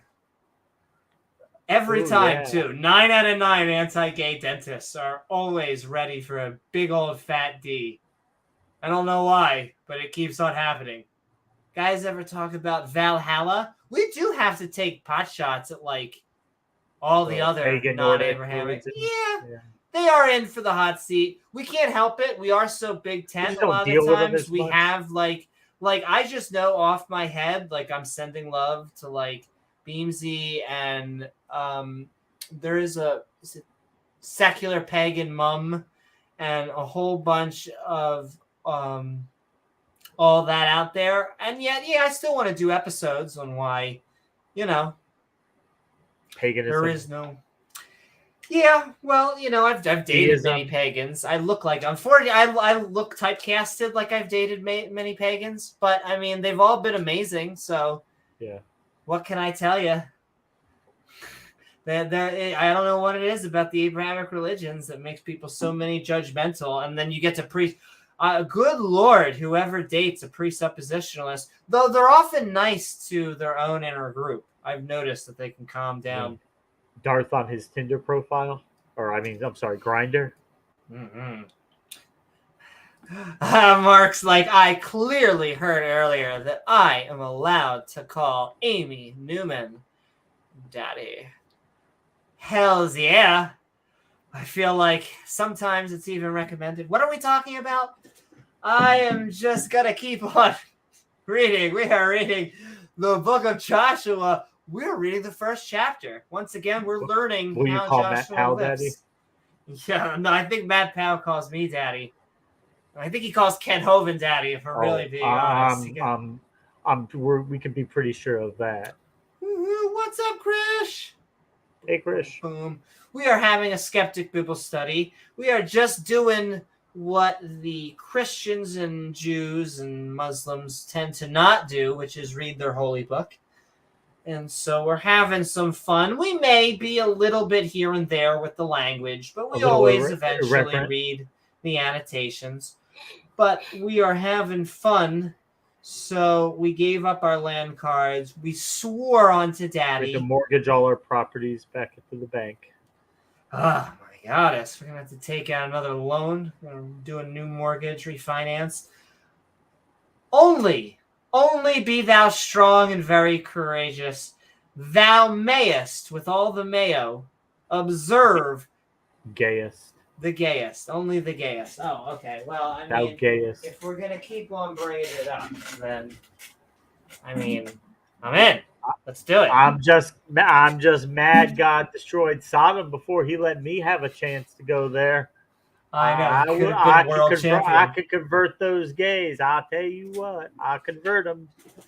Also, that is another. He just did another Ari bit. He just did so. I think it's basically a closer on Sodom and Gomorrah. Just, let me at basically, everyone's just being gay. Everyone's just having a fantastic time. People come along. Why are you doing all this? You're having sex in the vagina? My God, what are you, a something that rhymes with maggot? Go watch Ari. It's a great episode. I don't know why they do that, sir. I don't get it either. Why are you gay? I do a random that was probably Kenyan. I do whatever. I think from watching so much Trevor Noah, I do a South African father that is very disappointed in you. Oh, it was one time in a Ken Hovind debate, and he's like, I think it was when he was debating Daria, and he's like, oh, I mean, some people even have sex with the opposite sex. Oh, I mean the same sex. Exactly. Well, James, can you imagine that some people have sex with the opposite sex. It is amazing that there are some women that actually go down there, which is like, why would they do that? I mean, have they? It's a man's job. Have they listened to Jesse Peterson? Yes. Slowly but surely, Michael. We're trying. No, I had someone today, I think I said this earlier, but I have to say it twice because I can't help it. Which is just, someone was like, Amy Newman is just trying to gaslight us. God does not exist. And I'm like, yeah, how's it working? Rate me on Yelp? Yes, high five. They're very perceptive, aren't they? They're very not much gets past them. You know, they pick up on everything. You can't fool these Christians, I'll tell you what. Yeah, nothing gets past them. Their reflexes are too fast. Some people have sex with the opposite sex. Oh, I mean, the same sex. Yeah. That would not surprise me, by the way. I'm not saying that Kent is, because Matt Powell definitely is, but like, it wouldn't surprise me if it gets to like marriage 5, and it's not just moving Matt Powell into the main house with him. Look, well, sometimes you have a long-term boy toy. Matt Powell. See, the thing is, the house we have here for Matt Powell, it's under being renovated. So I'm just gonna move him into my house. I only have 1 bedroom though, because that's just what it is. So, I mean, we'll just have to share. Have to share. And do you mind snuggling? Is that like something you're into? Like Jesse Lee Peterson and James Hake. Okie dokie. And we are moving downwards. Let's continue. Let's keep going. I see right hand, left hand. I got really excited. We gayest observe to the according of the law, which Charlton Heston's manservant, I think that's what that says, manservant, commanded thee, turn not from it with thy right hand or thy left hand, use your mouth, that thou mayest, gayest, prosper, whithersoever thou goest. Go as you please. Whitsit gets it? Whitsit gets it. He does it. Though I feel like that's the easiest one. I guarantee you he's like, oh my God, Whitsit doesn't get it. Whitsit doesn't get it. But I mean, you set yourself up also. When you choose a name like that, exactly, and you're also a flat earther, I would say to do anything else just would not be logical, probable. It's almost mandatory. It's yes. Obligatory. Obligatory. How far have you gotten? I think we are basically just opening the book. No, we are on the book of Joshua. That is the 6th book. We are at number 6 out of 56? That is the 6th book. Yes, 56, yes. Yeah. And we are having fun because we're getting so much wisdom. All right. So, oh my. This gets really good. This book of Jude law shall not depart out of thy mouth. You better swallow. But thou shalt meditate after you've swallowed therein day and night, that thou gayest observe to do according to all that is written therein. For then thou shalt thy way be prosperous, and then shall have good success, great success, like a fortune cookie type of success. Man, I just discovered that there's a way to use Google Docs to print a booklet without several hours of layout shenanigans. There is a God! It's true. Google Docs. Pretty amazing. Sending so much love, Pat. And God also did... He helped me find my car keys once. And so that's why I like to think there is a God. Now, regardless of all the cancer and Alzheimer's and the worms out of children's eyes. Not just once, James. Not just twice. But I feel like when you hit a trinity, there's really no other explanation. Oh, come on, God. Where is it? I've looked all over. Come on, God. Were you using it again? I was looking down here, up there, all around. All right. I was just borrowing it here. Chris asks, is a question. In Judaism, is there a heaven or in hell? And I'm about to sneak. Bless you. Whew. But I would say there is a... I don't think there's a singular Judaism. There's not a heaven or a hell. There is what Christians would say is an inspiration from hell, their interpretations. However, from a Jewish perspective, that is I guess a pagan. I'm trying to think. You know what? They would say that horrible word. They would because it all. They'd say just anything else. The goy, and because it is a Zoroastrianism. Can't even say it. Belief that got incorporated into it. There's a dichotomy of the afterlife. Originally, if there was an afterlife, it was just one place. But I guess there was like a partition of a good, better part and a worse part. But then again, there's multiple different interpretations of it. There's not one singular, definitive. Greatest hits album. Yeah, it's like everything. Religion is vague, and it's always open to multiple interpretations. Indeed. Ask 10 different rabbis, you'll probably get 10 different answers. Yeah. From rabbis who will tell you, we don't believe in any of that shit. This is, we don't believe in any of that shit, to the rabbis who will be very conservative.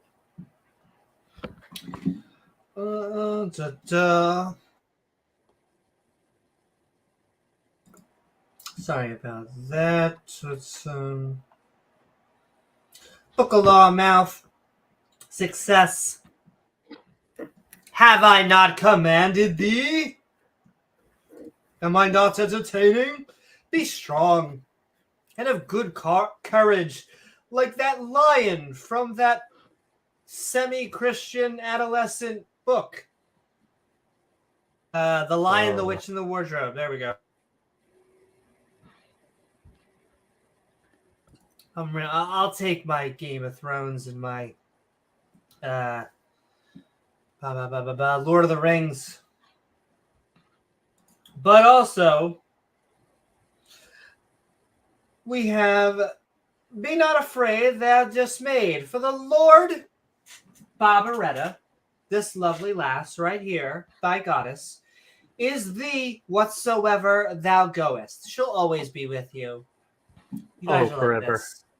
Always. She'll never let you go.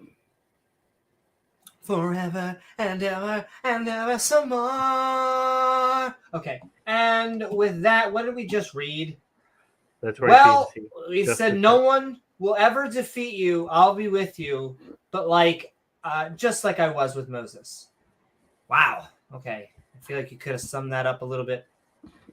Once again, they get paid per letter, per word. Damn right. And they're banking. They're laughing all the way to the bank. They're like, thousands of years from now, people are going to take this shit seriously. And I feel like there was always a famous quote. There's one that really got me through the day. When I am in the dark depths of my soul, when I know that there is going to be a light at the end of my tunnel, I reach down and I say, Never gonna give you up, never gonna let you down, never gonna run around and desert you. Basically. I mean, Um, I know what you mean. Like when all seems lost and basically. the world's going to hell. You turn on the radio and there's Mr. Bowel Movement himself, Bruno Mars, and you can always turn to See, God, the Bible. I want to make a horror movie now with you disliking Bruno Mars. You either get stuck in a Bruno Mars concert or something. Cruel and Unusual Punishment. The light at the end of the tunnel is a train coming the other way. Oh my God, I see the light. Oh my God, the light is coming out of me. Maybe if I pull all the hairs out of my head and tie them together, I can make a noose to hang myself. I mean, yo, what is up, Rebel? But I gotta ask you. Joshua's a gangster. He commanded the sun and the moon to stop moving, not the earth to stop rotating. El helio nonsensical with geocentric flat earth. So I guess my question is, do you really believe that happened? Come on, Rebel. Come on, Rebel. You don't believe that. You do realize this is a flat earther that you're talking I know, but it's like, why? Oh my. Hey, I will send love out. Can I tell you that there's really two options, okay? I'm doing my rule number 2, okay? I've given all the men out there beard tips, okay? Manscape that shit. Either keep a clean beard, or if you're having facial hair, which women actually like facial hair, you gotta just keep it trim. But my second rule of thumb, okay? You actually got 3, and that's if you're stressing about your hair. Because the first rule is if you're not stressing about your hair, then just don't do anything. But if you're stressing about your hair, okay? A comb over. Just shave that, okay? Just get rid of it. Well, everyone likes it. Are you doing a comb over? Hey, I see. No, I think I'm not balding yet. See, I would just say if you're balding, just shave it off or Play-Doh it. I mean, if you want to Play-Doh that shit, that's fine too. Just embrace it, because embracing yourself is always sexy. But if you're insecure about it, just either get plugs, because we've had another Bill Burr joke, 10, 20 years ago, plugs were like they were stapling ants' legs to your, to your forehead, make your eyes water. But now they're great. They're fantastic. There's a reason that Elon Musk has looks like he has a great hairline, and it's not because he was born that way. But I ain't hating, because I love sending love out there to anyone who does. You do realize that Elon Musk is a billionaire, right? Wow. Well, I do hope that one day he achieves becoming a millionaire. With a lot of hard work, yeah, maybe. That's true. Oh, he keeps on buying social media sites. He'll get there. You mean you think, well, maybe could I be like you one day? Oh, well, you mean maybe if, you work really, really hard and you try and you put a lot of effort in, could you ever be like, no, yeah. No, you couldn't. No. From, the great Alan Rickman, who was an amazing actor from, what was that? Quigley Down Under.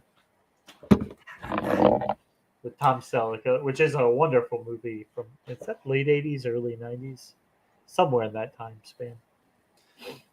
But sending so much love out there. We are gonna move on. I think this is the back rest of half of Joshua? chapter 1 of All Joshua, right, let's chapter go. 1. Joshua Let's talks do it. to the people, a man of the people.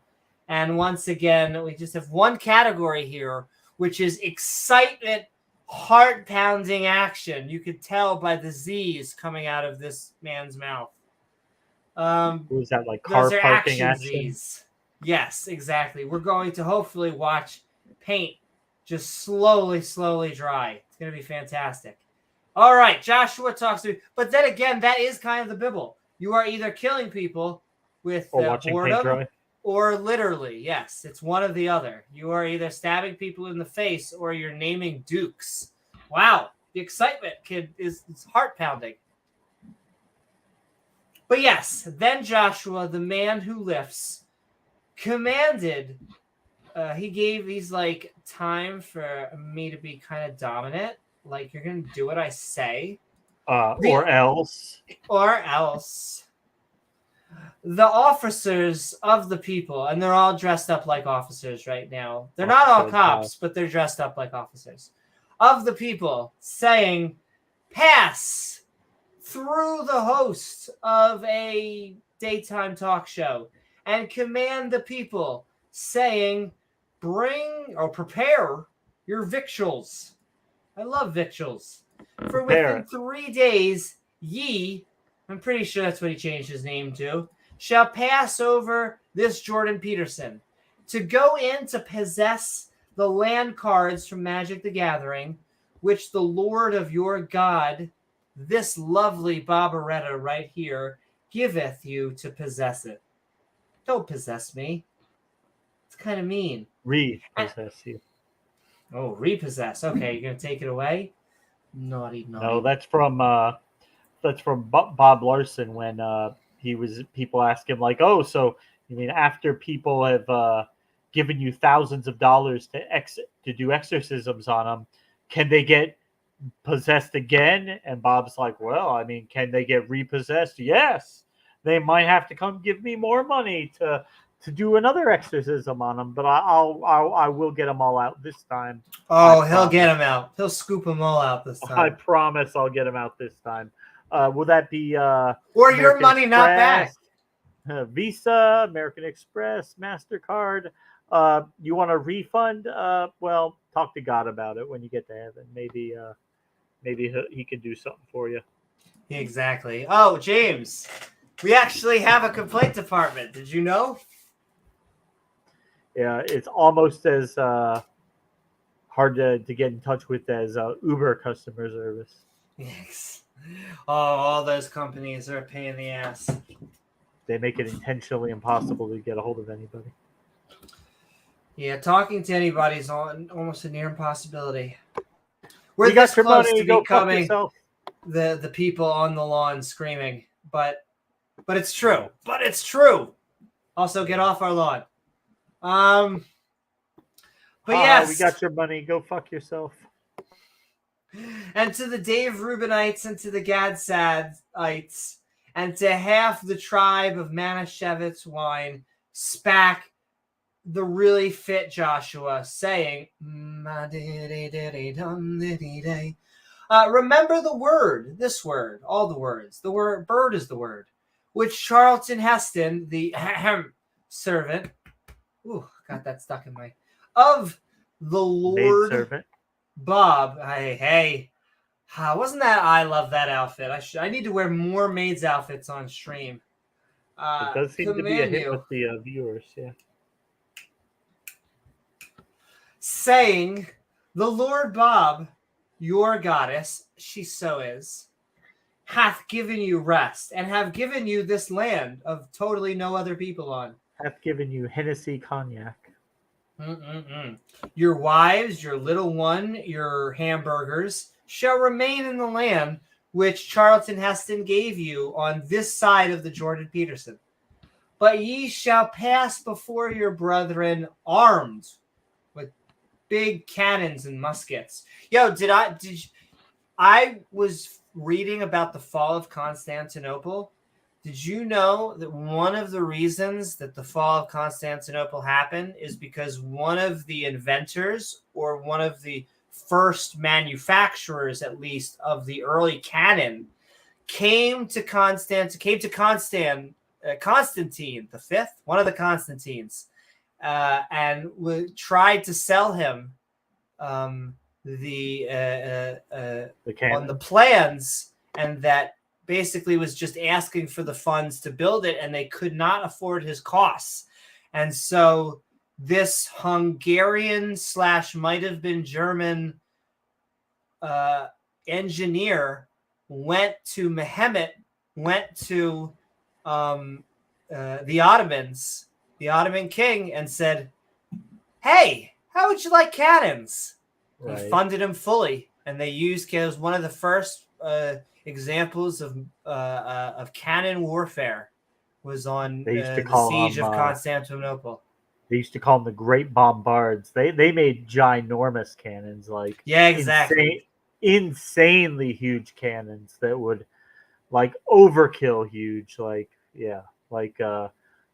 not about the size, James, okay? Well, in that case, it was about the size, because what was that, like it was an English king who built a trebuchet, or trebuchet as we would call it. Every time I bowl, all I think is your arm needs to be a trebuchet.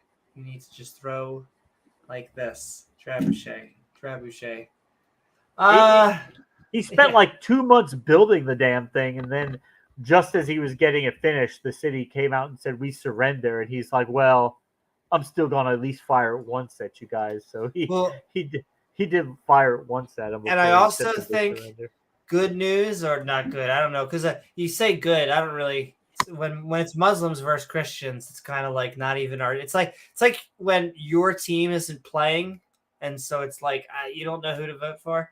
But it's also said he died via cannon in that siege as well, from the cannon exploding. Huh. The guy who invented it? Yes. Oh, I did that. I wasn't aware of.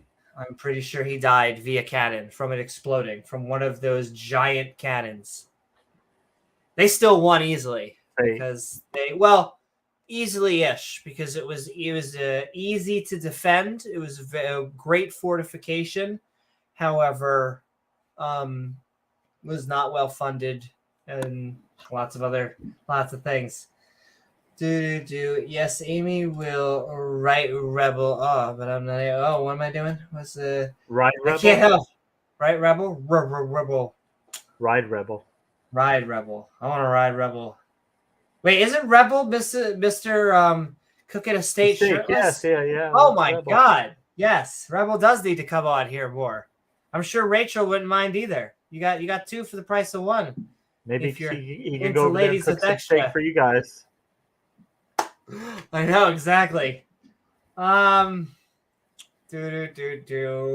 Destruction is pretty. Think he could handle the girl deck? Can he handle a ride on the girl deck? I hope so. We have to ask Gavin and Iron down there. What do they think about riding the girl deck? They're trying.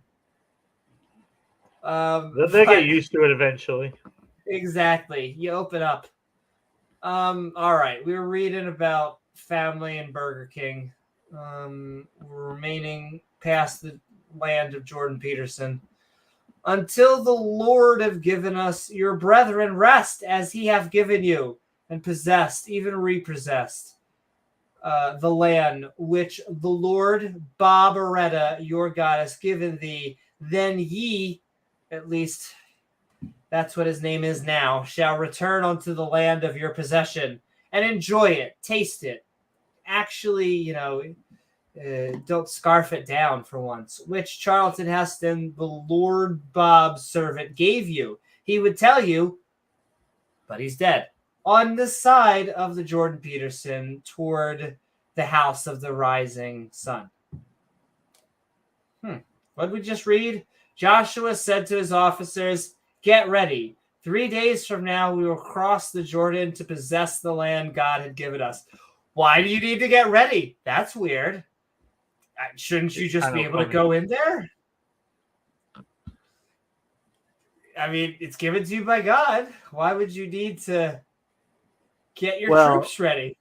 I mean, that's the thing that like you can see what this is setting it up for. We've seen this before. Yeah, and this is another setup for oh naughty Not a Israel. punchline. They didn't listen to me. I told them and they didn't do what I said. Naughty. Yeah, more destruction and disheartenness from the hashtag loving God. But if you didn't get it, guys, when they do what God says, good things happen. When they don't do what God says, bad He things gonna happen. kill you. I mean, didn't you read in the book? He says it over and over again. You know. Also, but I mean, once again, I see that it's already being see love already in there, but I mean, just going back, it might have been talked about way earlier in the podcast, but just 3 streams of power: threats, intimidation, and manipulation, and true power. And I mean, hell covers the first 2. You shouldn't need a threat. You shouldn't need intimidation.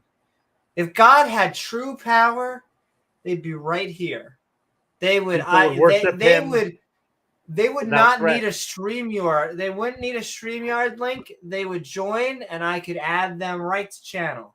But they can't because their God, your God, has no power. Barbaretta?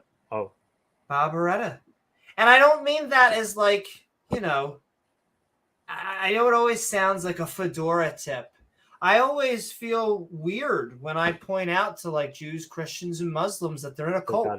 And I'm always like, I'm not using that as an insult. I'm not using that as like you disagree with me, therefore you're in a cult. It's like, no, I mean cult in the classic definition, as in like you are in a group that in some shape or form, especially of Christianity, it's blood magic, and the other 2, it's some sort of sacrificial magic. So it's like, do we really need this?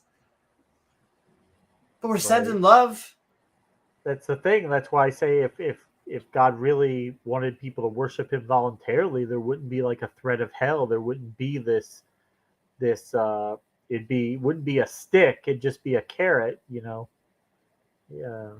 Anyway. I mean, it just baffles me that an all-powerful God has so many limitations. Like, there's nothing in the Bible that says all-powerful. All the omnis, you could take interpretations, but those words aren't in there.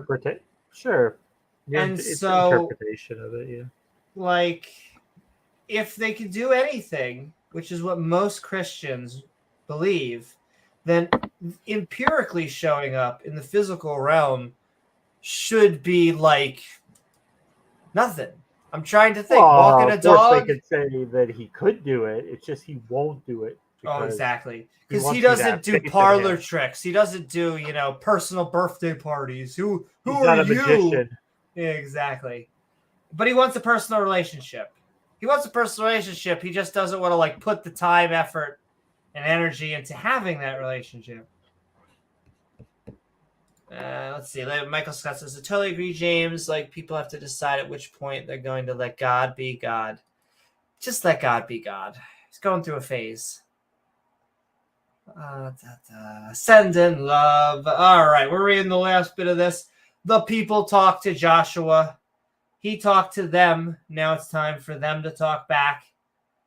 And there's only 2 categories of a good time. I'm sure it goes well. As you can see, it clearly all works out because there's violence. It always works out with violence, but also judgmental violence. So 2 good scoops. You do realize this is the creator of the universe that you're talking about, right? Exactly. But James, if there's no creator of the universe, how was the universe created? Who created the universe? Did it create itself, or did nothing create it? Yeah, it turns out it's not a creation, and so you don't need a Who. You just need to go listen to the band The Who. But yes, the people talk to Joshua. They're talking back. And they answered.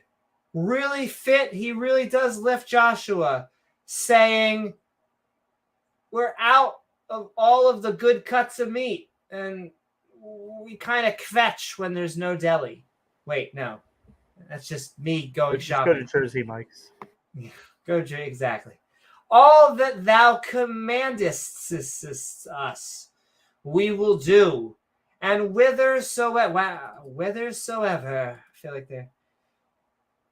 it's not just a command, we need to commandest. Whithersoever thou sendest, we will go. Go onward. According as we hearkened unto Charlton Heston, while I was alive, in all things, so will we hearken unto thee. Well, for a fee, only the Lord Bob, this lovely lady, thy goddess, be with thee as she was with Moses until he died. He died. Whosoever he be that doth rebel. Hey, look, rebel, you're in here. Rebel against rebel. Thy commandment, and will not hearken unto thy words. Don't hearken unto my words. Look, my words are my words. Don't hearken unto them. In all that thou commandest him, she shall put to death. Only the strong and have good courage, the cowardly dog. What do we just read? The officers answered Joshua, saying, whatever you tell us to do, we'll do. Kinky. Whatever you tell us to do, we'll go. Okay, I get that relationship. We'll obey you like we did Moses. We'll kill whoever disobeys you. We'll kill whoever disobeys you. Shows you that hashtag loving God, ladies and gentlemen. And if you think it's the annotations, please tell me what shall be put to death means. King James, right there. Talking to. Yeah, exactly. And all right, I'm actually going to just be right back really quickly, and then we are going to roll the chapter. We are reading the opening of Joshua chapter 1 and 2. As we are having fun in the sun, we are talking Bible tonight. We are having, in fact, some would say a Skeptic Bible Study. Are we now? Yes. Roll that. But James, so much wisdom.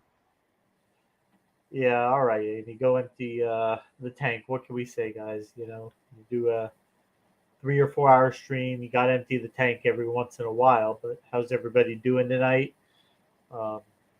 Mark Reid, that was a good debate last night. You really did a good job explaining why a lot of these theistic arguments for a God, for a theistic origin of the universe are just silly. They're really bad arguments. They're full of logical fallacies. They don't really explain anything to us anyway. Just saying, oh, God did it, doesn't really tell us anything. It doesn't tell us how he did it. Oh, well, he did it in a way that we wouldn't be able to understand because we don't quite understand the origin of the universe. So you're just tacking a God onto it where there's no need for a God. It's, there's no need for a God. But, it's quite, Anyway, that was a good debate. I enjoyed watching that today. If anyone hasn't seen that on Modern Day Debate, I think Mark actually has it mirrored on his channel. So if you want to give him the view, go to his channel and watch that. I think it's Mark Reid Atheist is his new handle on that one. But yeah, we're swinging to the book of Joshua, 6th book of the Bible. Getting through that Torah, that Tanakh was it was a slog, but we are committed to going through that. Right? Yeah, I'm not surprised. I mean, he did have an unusual way of arguing it. He kind of gave up the ghost by saying it's a special pleading. Most of them will never do that, which was quite unusual. But hey,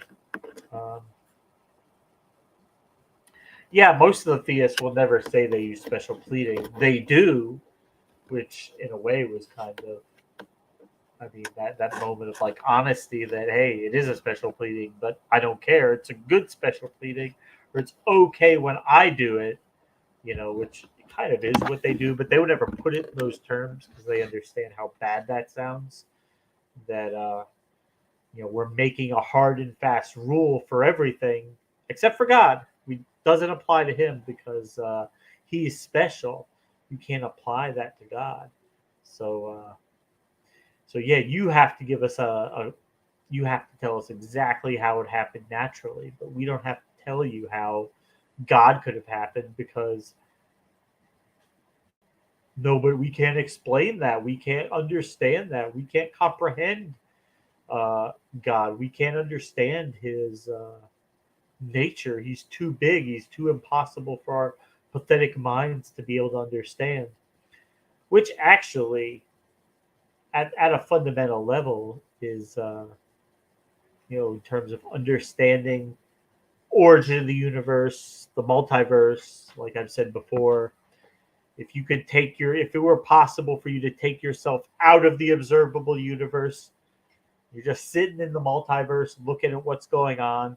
If you could take yourself even out of that and see what was going on, you probably would have no ability to even begin to comprehend what you were seeing. It would just probably be so bizarre that we're just not equipped to even begin to understand anything like that, because we evolved to live on this earth, and there are certain things that we need to know and understand and be able to reason with to help us survive here. But that stuff probably doesn't apply to the fundamental nature of reality and what everything is at a fundamental level. It's probably just so beyond our ability to comprehend it that, yeah, of course we can't grasp it. Of course it doesn't make sense to us. But hey, fortunately we're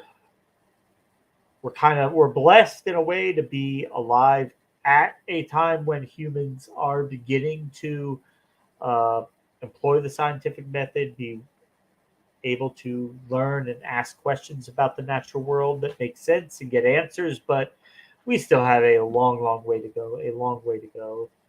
And there still are gaps in our knowledge. And these theists are going to caress and coddle and cuddle these gaps in our knowledge. They love them so much. They can't get enough of the gaps in our knowledge because it's where they hide their God. Because as Mark said, every answer we've ever found for any phenomenon has been naturalistic. There's never been a need to invoke a god, never been a need to invoke magic. It's just always worked naturally. And like Occam's razor, why would you need to tack something else on that is not necessary? Anyway, you talking about James Coons being pissed like last night at the debate? James has he doesn't get upset too often during debates. He's pretty level-headed, but yeah. Anyway. Woo-hoo. And all right, I just want to send love out there into the internet world. I think, Mark, you did awesome debate. You are a mensch. I want to keep on saying, which I always think is the strongest suit of a lot of skeptics. And then you have to give Mark credit because he he puts it all out there. He is on the autism spectrum, so that does sometimes have an effect on his ability to communicate and to perceive things. But he's upfront about that, and he's honest about that. He doesn't hide it or make any bones about it. It is what it is, and yeah. But he still does a really good job. But I also, so I wasn't gonna as an interlocutor. I wasn't gonna say it until, but now that you brought it up, I mean, I have dated multiple people at this point on the autism spectrum, and they have all been amazing individuals. Not only that, and this, once again, it's just a small sample, but each one of them have had absolutely magnetic, charismatic personalities in their own way, in which people were just naturally drawn to them. And so to use that as an insult means that they have never met someone that was on the spectrum. So yeah, or never. That'll just be my piece on that.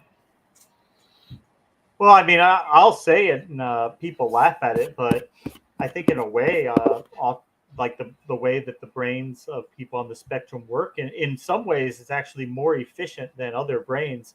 I actually think it could be a form of human evolution taking place. That now you could say, they'll say, "Oh, that's evolution. That's some." No, they're extreme forms of it, but natural selection will kind of guide those out. But I think if you look at human evolution, maybe 10 or 20,000 years down the line, I think you will see that kind of becoming something that people probably will be more introspective and less. We're still social, but we're becoming a little bit less so. Anyway. But I see. Sending love to YouTube's, Twitch, everyone's out there. I want to send actually just one more thank you out there to all of our supporters, everyone who has been sending in super chats, everyone who's been joining on channel membership, and of course our Patreon at patreon.com/Newman, the best way to help us while also getting some unique perks yourself. And with that, is your body ready, James? Look at this. Don't we all, X Music? Don't we all? But we're going to have out some diagnosed fun, because we are moving to the book of Joshua, chapter 2, as Joshua's spies visit Rahab, my favorite place. I think I had dinner there last night. So once again, just to set it up, of course, God has told them, hey, go in and take this area. And so, of course, well, what should you do? You should just, hey, let's just go in and take it, right? God told us to. But no, they're going to send spies because, hey, because if we do that, maybe the spies will say something bad, and maybe it'll give people an excuse not to do what God says. So the moral of the story can always be just do what God says, no matter Just what. do what God says. He's always moral. You can tell because he's sending spies into someone else's land to see if they can conquer it. This is how you know it's the most moral God. I'm pretty sure. Most moral. No other options. Oh, my. Catless. I can do this like an atlas. Catless. As we read the book of Joshua, chapter 2, we have 4 different. Wow. What, James? It keeps on that can't. Yes. What? This is the first episode this is ever. It keeps on happening. What? There can't be a contradiction in the Bible. You do realize this is the Bible that you're talking about, right?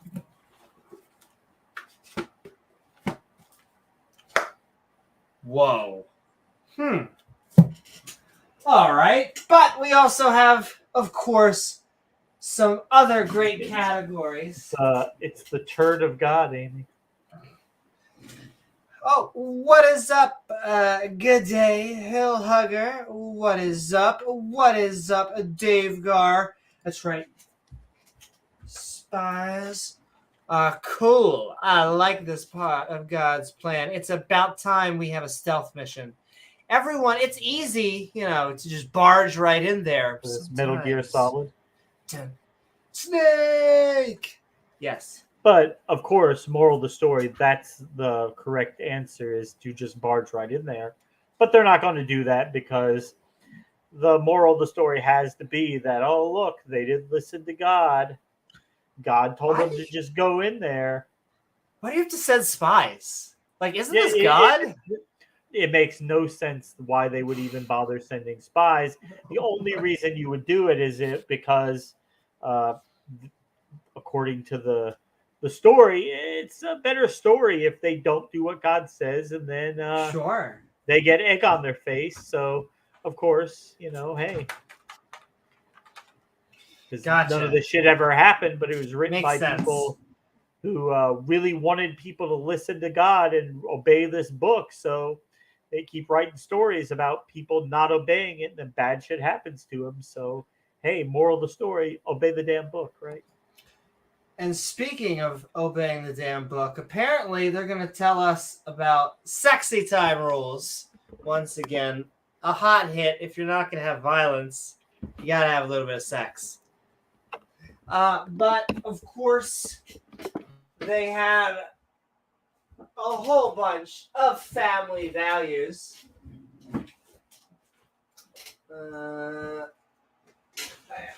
Tight here. You gotta have the family values in there. You do realize this is the book that tells people how to sell their kids into slavery, right? Well, James, I mean, how else are you supposed to get a market price for your daughter? Well, I mean, that's true. Hey, money gets tight from time to time. We've all, at times, have to cut back, and these kitchen table, dinner table conversations with the family where maybe certain things have to be cut. You start looking at your kids, and it's like, well, how much could we get for little Sally over there? So, Sally, hi. We realize you're 13, but we're going to sell you to this guy. His name is Bob, and he's 58 years old. He's going to marry you. But don't worry. Don't worry. Don't worry. If he stops having sex with you, then he has to give you back to us. So exactly, he has to give you clothes on your back, and he has to keep having sex with you. Otherwise, if he doesn't do that, then you get to come back to us, because that would not be right if he stopped having sex with you and was only having sex with his other wives. But James, the important thing, I think, is that you get a fair price for her, because you wouldn't want to get ripped off for selling your daughter into slavery, because at that point, why are you even selling your daughter into slavery if you're not going to get a good price? I mean, how much money have they spent into feeding her, clothing her, housing her, not educating her? Because time to make it back, James. Time to make it back. What does a girl need to know with education anyway? I mean, she should be spending about half her life laying on her back getting plowed or having babies, and the rest of her life doing dishes and cooking. Yeah, I was going to say, I think the specific sound that they want to hear is just boom, boom, boom. The baby's popping out? Or? Yes, that's per 9 months. That should rapid be fire? That I was just doing a montage, but a boom, boom, a boom, boom. Basically, preferably. There you go. But also biblical family values, folks. Biblical family values. James, once again, never forget those biblical family values. That's how you get it right. I mean, it's just only the God of the Bible would have the chutzpah, the balls, to, as soon as his people get out of slavery, the first thing he does, one of the first things is, by the way, okay, I'm going to give you some rules about how to sell your kids into slavery, because I need to do that as a God.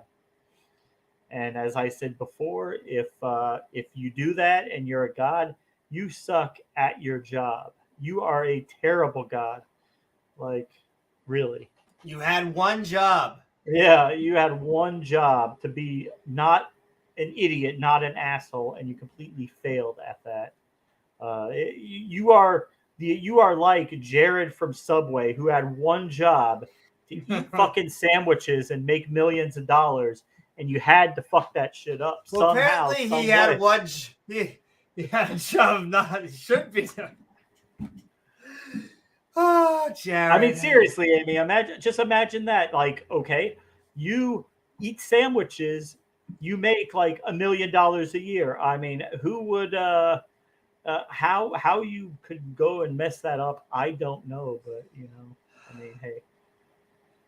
Well, it turns out there's a Norm Macdonald joke. I'm trying to think that he used to say, "I had one of the craziest Bill Cosby stories.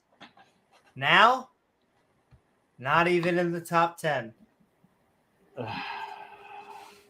I mean, just to point on that, that is that's kind of scary because the man was a multimillionaire. He didn't have to drug women to have sex with them. He could have had sex with plenty of women.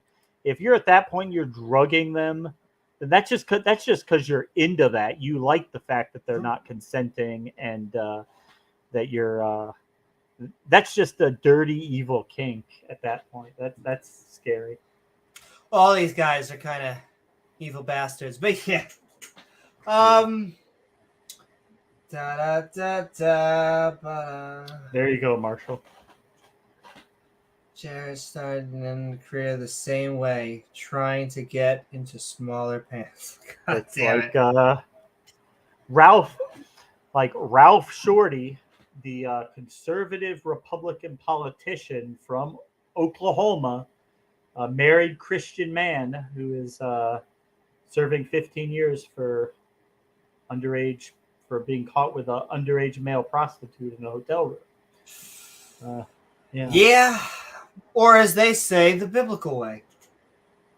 Yeah. Hey, The amount of conservative fundies that we find on Grindr, and then apparently on TikTok, Twitter, TikTok, yeah. Telegram, the worst of the worst. Don't even get me started about Telegram. The Catholic Church. What? I don't even know. Praise God. All right. Praise God. Spies. Then like again, us, really Muslims have to take as many pot shots. Taking pot shots at Aisha. No, I'm sure she was 1,000,000 years old or some shit. Yes, we do have to finish She up. loved it. She was 9, but she was ready for it. Yeah. She was playing with dolls. And unless you are an adult role-playing, I get the feeling that... And that's in the fucking book about her dolls, right? Yeah, about... Yep. Yeah. Muhammad was just like, let her play with dolls. She's basically ready for marriage. Religion. What were we talking about? Oh, yeah, categories, you say. The last but not least, you gotta laugh, ladies and gentlemen. Laugh or cry. Sometimes both at the same time. Cosby could have... Yeah, that show could have offended any number of prostitutes. Sick masters wanted the power, not the sex. Yes, 100%. He didn't need to be doing that. Not that it would ever be appropriate anyway, but the fact that he did it, even though he didn't need to, yeah, that's just what he's into. Indeed. That has to do with a lot of these people that just want to assert their power over others. Just get into a consensual DNS relationship. Get into something that, gives you power, but doesn't make you a scumbag piece of... Doesn't make you... Yeah. Do. I forget who said they hated hated Cosby's comedy and they were kind of vindicated. Oh my Lord! Oh God, Amy, look who popped into chat. I just mentioned him the other day to you. Ultimated Judeo-Christian. Here we go. Premise 1. Biblically, God exists. I disagree with premise 1. So we're not off to a good start because I think we're face planning already. Well, I think that the people, it was written inspired by God. I think that they just wrote whatever they wanted to. I don't think a God existed back then because he doesn't exist. Premise 2, God authorized the Bible. I do not agree with premise 2. God did not authorize the Bible. The Bible is written and inspired by man. God was the creation. The people were the creators. In fact, I will assert that we know of no creators beyond human beings and a few other animals, because beavers are creators. Theists shit all over, specifically the fundies. I can't just I need to paint with as small a brush as possible, but like a lot of animals are creators, but God is our in fact religion is the only one we know of from humans, though, as our creation. Oh, and I didn't read conclusion. Therefore, Jado-Christian, you got to get that PR term in there. Oh, my. And my favorite, Jado-Christian presuppositionalism. And how many, I like that whole Jado-Christian presuppositionalism. Woo! You do realize that this is the captain you're talking with. Sir, you're being recorded. Follows. Yeah, I don't think so. But welcome, Ultimated Jado-Christian. We like having you here. We love all of our theist brothers and sisters, even when we disagree. In fact, we love it to disagree. By definition, Keeps changing that name. Now it's Ultimated Judeo-Christian. Wonder what it'll be. Oh, what did Beamsy say? Judeo-Christian premise 1 and 2. Your premise relies on premise 1 being true, so it's unfounded. Yeah, exactly. I mean, basically both. I don't agree with both. Oh my! What are you doing with that finger? Magic trick? You make the finger disappear? Goes in deep enough, you can make your whole wrist disappear. What are we talking about? It's Judeo-Christian. I know. I always love that because it's a PR term. It's the Christians like looking at a minority and they're like, yeah, we'll include the minority. We're trying to like pick up on some of that. Sir, this conversation is being recorded. It also specifically aligns them against Muslims who are like their other triggering point. That's the main point of it, is that they're trying to say the Abrahamic religions excluding Islam. Two, very specifically twofold. It is Islam and atheists. Those are their two enemies. Basically. The pagans and the deists are atheists in their view, and then Islam is the other main threat. I mean, from a Christian interpretation, Judaism was right. I mean, it was right at the beginning. Now they should have stopped being Jews and became Christians, but at some level, it's more correct. They should have upgraded. Islam. The expansion pack came out. They should have upgraded by now. Now, did you get that memo about Jesus being the Messiah and dying on the cross for your sins? No? We'll go ahead and make sure you get another copy of that memo before you end up going to hell.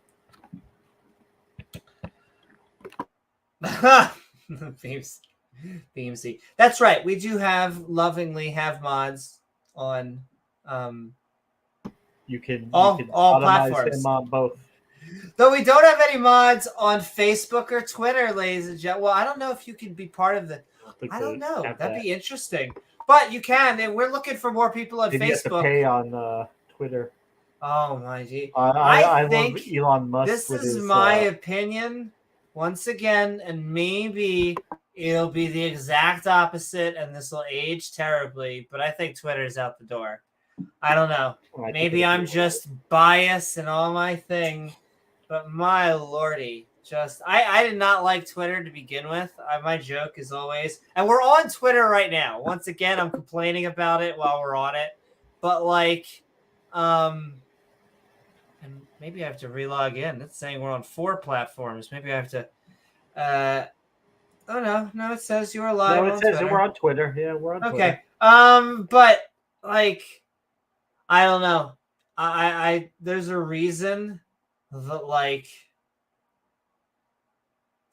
a lot of these social media platforms, a lot of why technology and academia have a bent. It's not a major conspiracy. It's been that way forever, and it's going to continue that way. Allah has much more in common with the Jewish God than the Christian. Yes and no. Right, Marshall. The thing with that is like both Christianity and Islam, they both say that Judaism got it right in the beginning. It's just they each branched off from it, and they are saying that the other side. So yeah, so of course Islam is saying no. The Jewish God, like they had it right about their God, and the Christians went off the rails when they thought Jesus was God, and then they made up the Trinity. And of course, the Christians look at Islam and say, "No, you guys went off the rails." It's yeah. And I would say a more accurate would be that Islam is just as uncommon with Judaism as Christianity. I think that both of them, because Islam just retcons a whole bunch of stuff that doesn't happen in the Torah. They reimagine things. Sure, Marshall, the Trinity does make it a different God, although they're going to say, well, the Christians, they have some very clever and silly ways of trying to make the Old Testament God seem like a Trinity at the time. He doesn't exist, so he's not one God, he's not a Trinity, but I mean, he could kind of be whatever they want him to be. So, but Islam and Judaism don't share hell. They don't share an afterlife. They don't share a God judgment. I don't know about that, because I hear Islam on the Dawa channels talking about people going to hell. But... No, that's what I'm saying. That's what I mean. Judaism has no hell. Islam has a hell. Well, I mean, that just say, I hear that, in fact, what I get from Dawa's channels, this is the transition to Islam. It's, first of all, let's admit Christianity's stupid. That's their main thing. Let's admit Christianity's stupid. Okay, Christianity's stupid. Well, now we only have two choices. Forget everything else. It's Judaism or Islam. Okay, do we only have Judaism and Islam? Well, now that we've eliminated that, well, Judaism can't be true because it's been corrupted and it doesn't have actually the full true teaching. So, James, isn't that weird? All that we have left is Islam. And that is the thing. It goes, Christianity is silly. Judaism isn't fulfilled. Hey, let's look at Islam. Judaism is only as old as Christianity. Early Hebrew religion isn't the same as Judaism. That's true. Not... Well, in a sense, it's true because the early Hebrew religion was polytheistic and it evolved. I think it did form into some sort of monotheism probably around maybe 200 to 300 BC, whereas they really only for sure came on the scene, Judaism, the nation of Israel as a people. I don't think you're going to find it earlier than maybe 1100, but I think by 900 they were definitely on the scene. They were definitely in the region players. But and it did evolve over time. But they're also, I would still say it's still the Torah from way before the first century, 1,000 years before, I would say. Well, they did have a lot of the Torah by then. It was just being constantly edited and revised. And well, the last book that was added was Deuteronomy, and I think that was totally contrived by the 4th or 5th century. It was basically made up. But there were constant redactions and additions and being edited to kind of make it fit with whatever was currently being postulated as Judaism, as the state religion. See, I would have to, because one of the conspiracy theories is just the Jews aren't the real Jews type of thing that we're getting a lot. That I get with Ye and stuff with all this, which is a trope from the what's it called? Not saying that today. Which I also have been getting from someone Well, I don't know how it got to Britain and stuff like that with the lovely people I debate. Well, you do have like there's different like schisms in Judaism. Like some of them go really hard with the Talmud. They follow it. And then there's other Jews who just consider it as something that's interesting to read, but not really binding or authoritative. Just kind of like it's there. Even though it did have a lot of influence over Jewish society and culture. But anyway. That's right. The real Jews are manning the space lasers. But all right, let's finish up. We are reading Joshua chapter 2, and we are finally getting into Rahab. Close. And fit Joshua, the son of Nun, sent out of... I am not going to parody this. In fact, I'm going to read this sentence just as it should be. Why even make fun? The Bible's a very serious book. And Joshua, the son of Nun, sent out of Shittim 2 men to spies secretly, saying, "Go view the land cards that I bought for my new deck." Glad they spied secretly. Exactly. You can't just spy openly. Even Jericho. Oh, the Jericho. And they went. They held hands and skipped and came into Anne Harlot's house. And all I have to say is I remember reading this and it just made my heart swell. Like, knowing it like really is the first sin. job. It's the first job, James. It's always been here. It's never going away. There's always going to be, as Bill Burr would say, whores. Okay. Or who is, as Andrew Dice Clay would say. Who is. Who's. Okay. Named Rabadanga Ding Dong. I'm pretty sure. And lodged there. Did they lodge in? When they mean lodge there, do they mean, you know what I'm saying? Yes, they do. Yes. Oh, my. And it was told to the king of Jericho, not just anybody. You gotta be a king.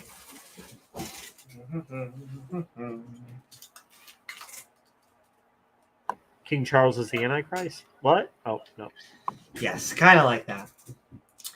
The king crowned of Jericho on to Rahab a dang a ding dong, saying, "Bring forth all of the men, like as many as you can."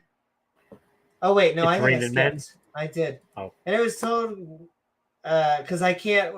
I know because I would have definitely seen a bunch of men coming.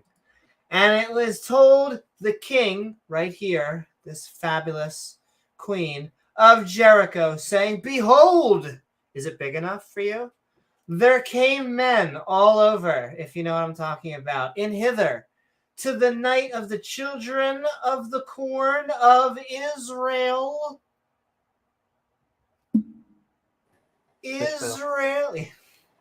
To search out the country.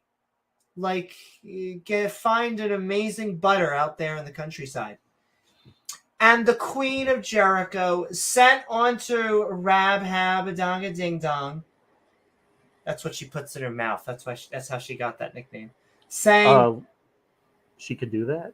She can do that. I know. Oh, normally, wow. you would think a guy would do that. That would be insane. Yeah, no. It would be insane. And when she puts her mouth down there, I don't know. It just she's trying to be at that point. She's trying to be a man, right? It does. In my opinion, it just makes it a little bit gay. You know what I mean? Yeah. A guy doing that to another guy, that's not gay. But a girl doing it to a guy is totally gay. That's what a friend does. God, women wouldn't understand it. But yes, bring forth the men, all of them, in a heterosexual way. No homo. that there are come to thee, which are entered into thine house, if you get what I mean. For they come to search out all the country. The women, Oh, search. Pretty, the search. We're Yeah. gonna have to look deep. And the women, like, I guess, fine, we'll bring them too. Took the two men and hid them. Wow, she's such a nice harlot. And said thus, there came men all over onto me, and they're like, we know you're a whore, but I wist not hence. I can just imagine a Roman guard just standing like in front of a prostitute, and she's just like, no, I have no idea where any Jews are. No, never seen any. This isn't exactly the Anne Frank story, though, because these men are about to conquer the country. Whereas Anne Frank was an innocent girl. So, slightly different. Yeah, not a threat to anybody. Yeah, exactly. Except for an angry German with mommy issues. And it came to pass about the time of shutting, which is apparently fucking 3 p.m. on a Sunday, of the gate, when it was dark. Well, put a light on. That the men went out, and when the men go out, oh, will they play? Whither the men I what not? Huh, what not? Who let the dogs out? Who? Do you remember that was like a whole thing? Like that was like a thing. Okay, for months when that came out. I remember it was the first job that I had, and the first boss that I had there. He when I say he was like an asshole, he was like the king of assholes. He was like the most condescending asshole you would ever meet. Like the day he got fired. Like, oh, even worse. Everybody was happy, but it was a mandatory meeting for the entire location, and they were trying to be like fun and hip. So you went in the room and he had this song playing, "Who Let the Dogs Out." He was just throwing a football around to people. And oh my god! Like, if he had his collar popped, he would have. Yeah. It was just like, this guy is like, hello, cool workers. Yeah, it's time. I know nobody is stealing. Looks around like at everybody. Yeah. Remember, James, you are what you eat.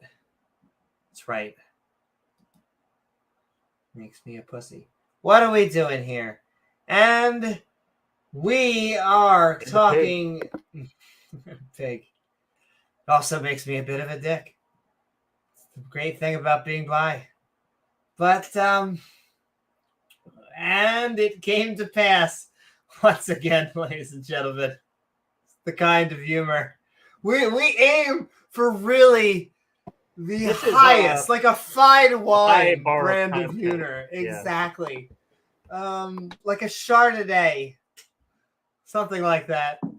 And it came to pass, like a really bad kidney stone, about the time of the shutting of the gate. Shut the gate when it was dark, and the men went out. And whether the men, okay, pursue after them quickly while giggling, for ye just lost $1 billion, but he'll be okay.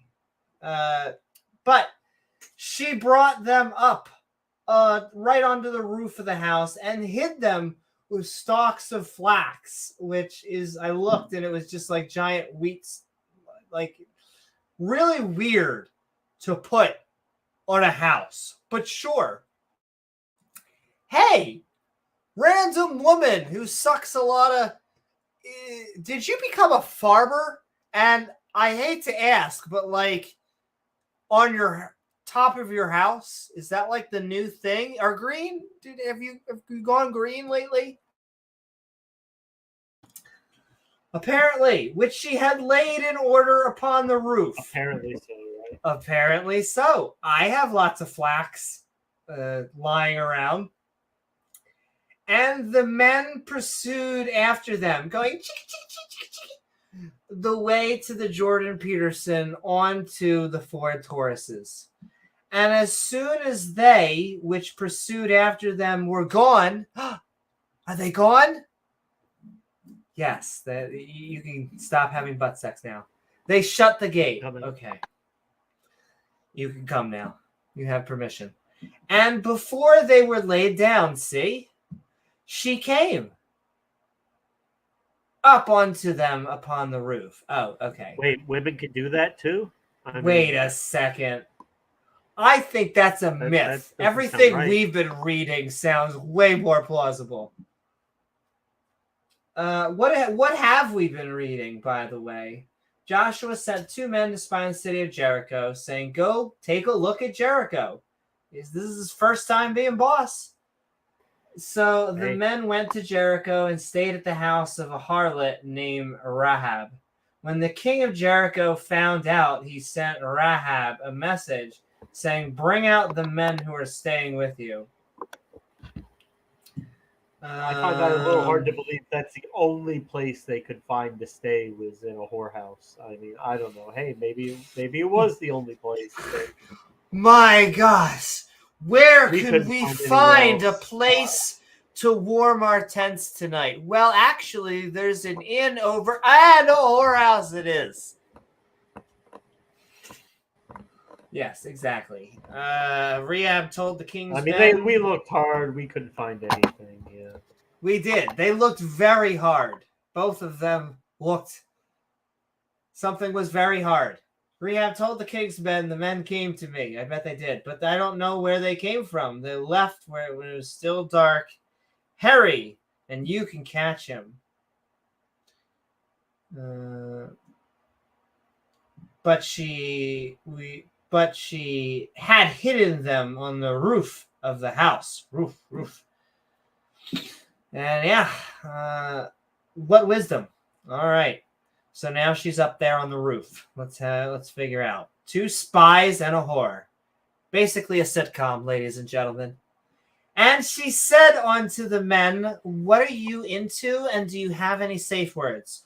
I know that the Lord Bob," wow, Barbaretta has not come up in forever. God, she was getting jealous. What, because she wears 7-inch pumps? You think she's better than me? "Have given you the land." And crotchless. Exactly. Oh my, at least we can get a good view. "And your terror," that's what we call it now, because it's over 6 inches, "is fallen upon us, and that all the inhabitants of the land faint because of you." Wow, you're like so amazing that they faint. Well, now we're talking.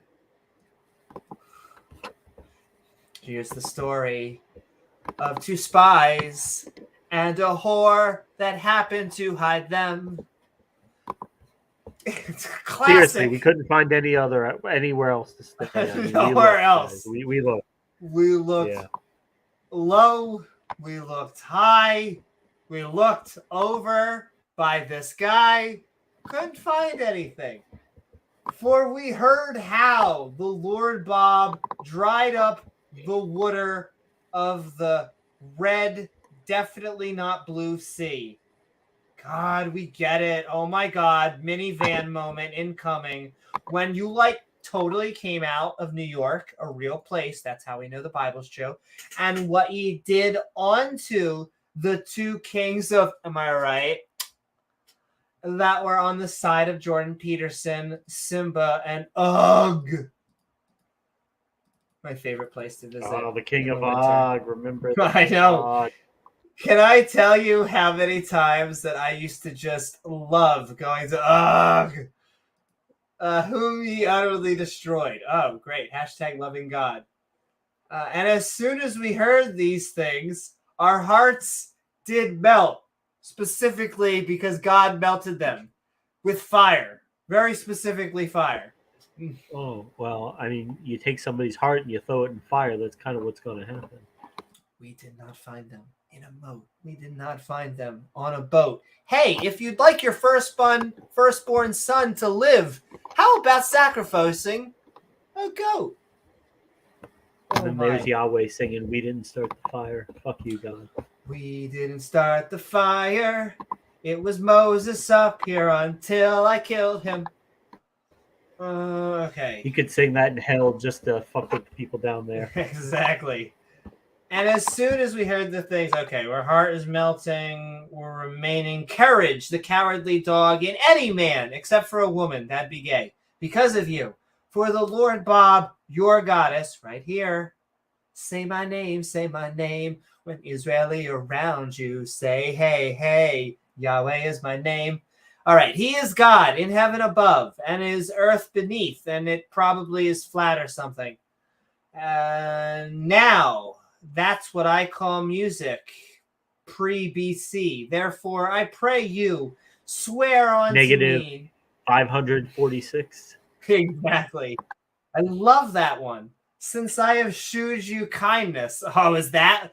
James, don't you remember all of the kindness that God has been handing out lately? I do. I mean, he's like handing out AOL CDs in the late 90s. On to thy father's house and give me a true token. His name is Token. My God. Sending love to South Park. You get lots of tokens from Chuck E. Cheese, but cheaper. Yeah.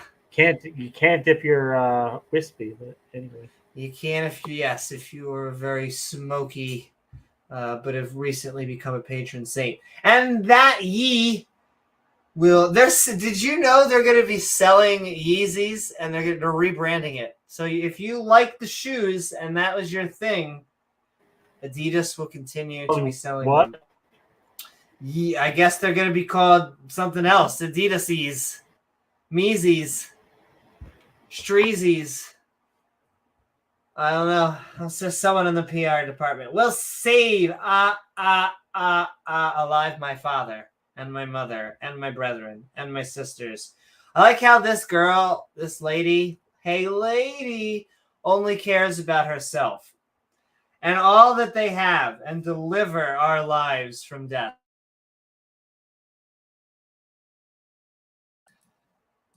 And the men answered her. They were playing truth or dare. Our life for yours. If ye get off Twitter, we'll be okay. Utter not this our business, and it shall be.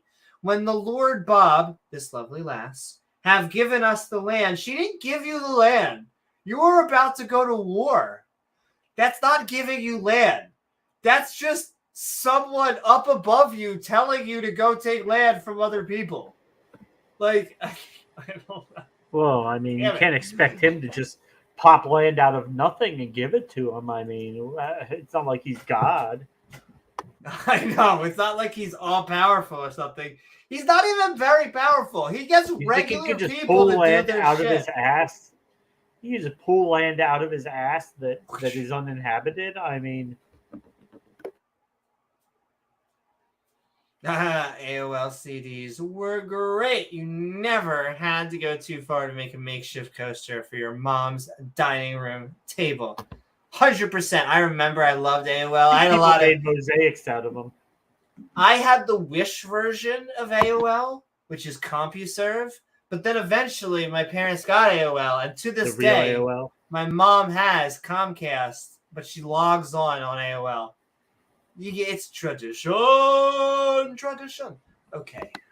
Speaking of traditions, let's go back to killing people, I guess. My stepdad still has an AOL email address. Yeah, no. I still probably have one, but it's been like 15 years since I logged on. Exactly. I mean, I loved AIM. I was big on AIM back in the day. Yeah. Reminiscing. I know. I could do it now of a get off my lawn moment. Oh, you Gen Zers, you don't know the struggles. Yeah. Though I forget, there's a new name because eventually Gen Z will be giving birth, but it's eventually right now it's going to be Gen Z versus Gen X. That is the war right now. Yeah. Millennials and boomers are going to be taking a nice quiet watch for those culture wars. Before the internet was modems and CompuServe, AOL, World Forums. Exactly. Can you imagine there are people alive today who've never heard a modem dialing like the boop, boop, boop, boop, boop. Or, of course, you remember the famous AOL busy signals back in the day. Can I tell you something I learned? Which is that and please, someone from the tech world, because I just recently learned this, is that part of that dial tone, that whole weirdness, was a workaround so that you can have long distance, long calls, and it didn't work like a charging phone. There was something about that tone which allowed it to have long distance, long-term calls that set up the internet. I have to look further into it. I don't know anything about that. Yeah, I send in love. We're going to keep on going into it. We are reading Joshua chapter 2. We just picked up Joshua. We just blew the dust off, and we are reading it. Yeah. What have we been reading, though, the past few?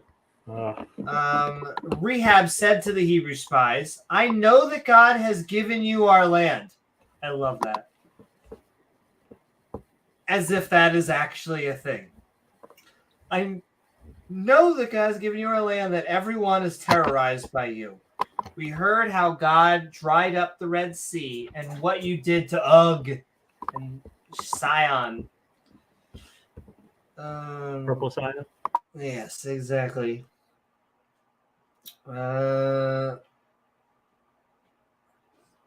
Melt as soon as we heard these things, our heart melted because your God is the God of heaven and earth.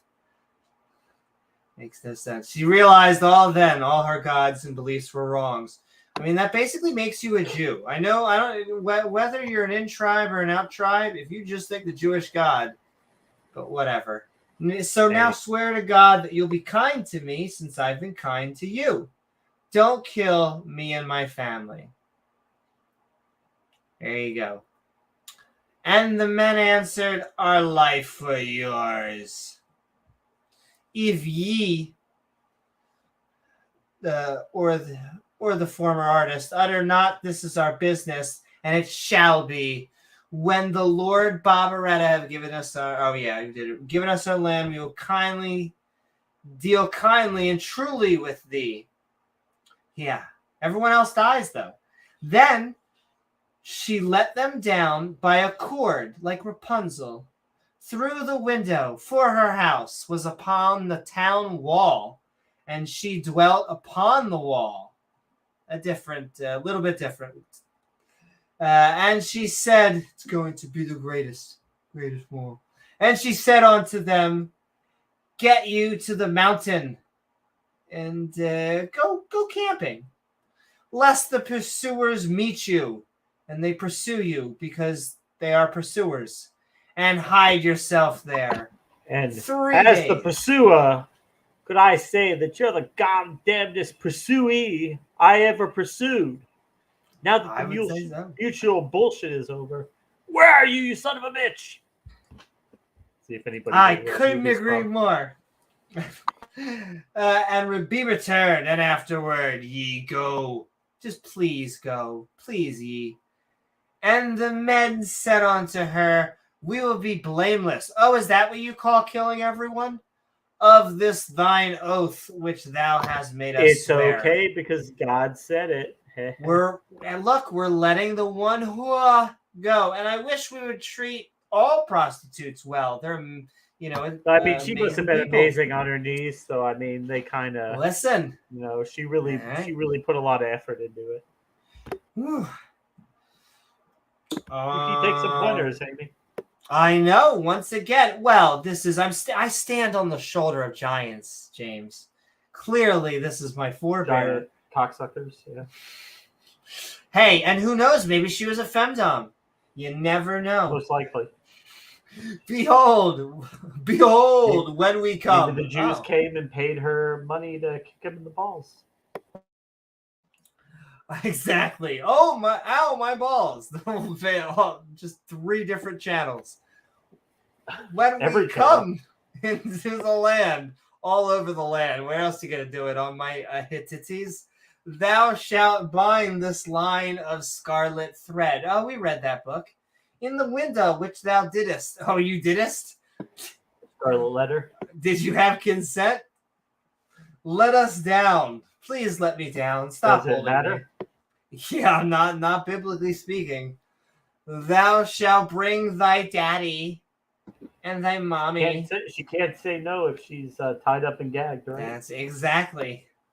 And thy brethren and thy father's household home unto thee.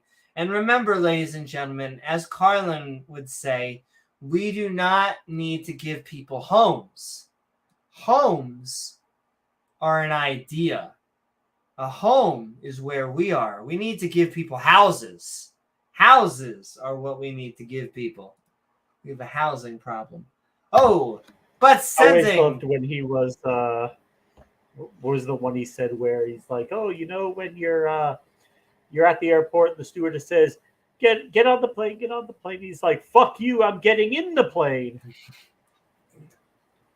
That Evil Knievel get on the plane. Exactly. I'm getting on. So he can get on. Da Freak to Joshua, to Amy, and James. Good broadcast. Thank you so very much, Da Freak. Sending that love right back. It really is all of the super chats, all of the love and support that makes this possible. And I am going to just have to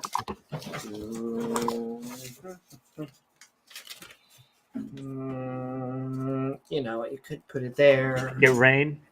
Could go here or down there. Could just make it rain. That works too. Thank you so very much. We are sending, as I hit my crown off, we are sending so much love to the freak.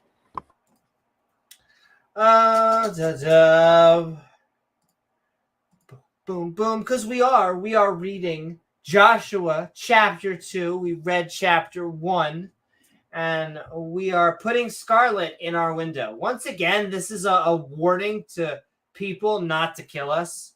Instead of goats, we are now just doing it to the spies. We're now just adding scarlet so we don't get killed. Fantastic. And it shall be that whosoever shall be out of the doors of thy house in the street, specifically skeptic on the street, his blood, the blood, shall be upon his head. Well, you never got your red badge before? Come on, be a real man. Go down. Doesn't matter. It's about her pleasure. And we will be guiltless. Totally guiltless. It's basically fat-free. And whosoever shall be with thee, look, the Bible can rhyme, shall be with thee, he, in the house, his blood shall be on your head, if any hand be upon him. Is God went into like 12-year-old girl mode? Yes, started giggling. Oh, speaking of 12-year-old girl, let's push this down. Oh my, but you always got to be a princess or a queen. And it shall be, sometimes you gotta, and it shall be that whosoever shall go out of the doors, and great band, of thy house into the street, epistemology, his blood shall be upon his head. We had guiltless chicken, and in the hand. And if thou utter this our business, can you just please pay attention to your business? Then we will quit of thine oath which thou hast made us to swear. And you know how serious they take that shit. And she said, according unto your words, do you had kind of want to play Scrabble, so be it. And she sent them away, and they departed, and she got bound. The scarlet line in the widow. Oh my. What's up, what? That's right, we need to sacrifice a goat. I feel like it's the only way to really get science. She did that, so, I mean... You of course, gotta don't you remember from back in Deuteronomy when you find a dead body abandoned between two cities? I mean, of course, the thing that you do is you take a cow and you decapitate it, and as you do. That I guess that makes it better, maybe. I think so. I think definitely you just decapitate it once away to smear that blood. Basically science. Anyway. Cut a cow's head off, right. Yeah. Exactly. So, if thou utter this our business, then we will be quit. At least I'm trying to. I've been smoking. You gotta quit. Chew the gum. Of thine oath, you oath breaker, which thou hast made us to swear. And she said, can you pick up pizza? Can you get like to Rome? Kind of get near, I don't know. Okay. Mushrooms.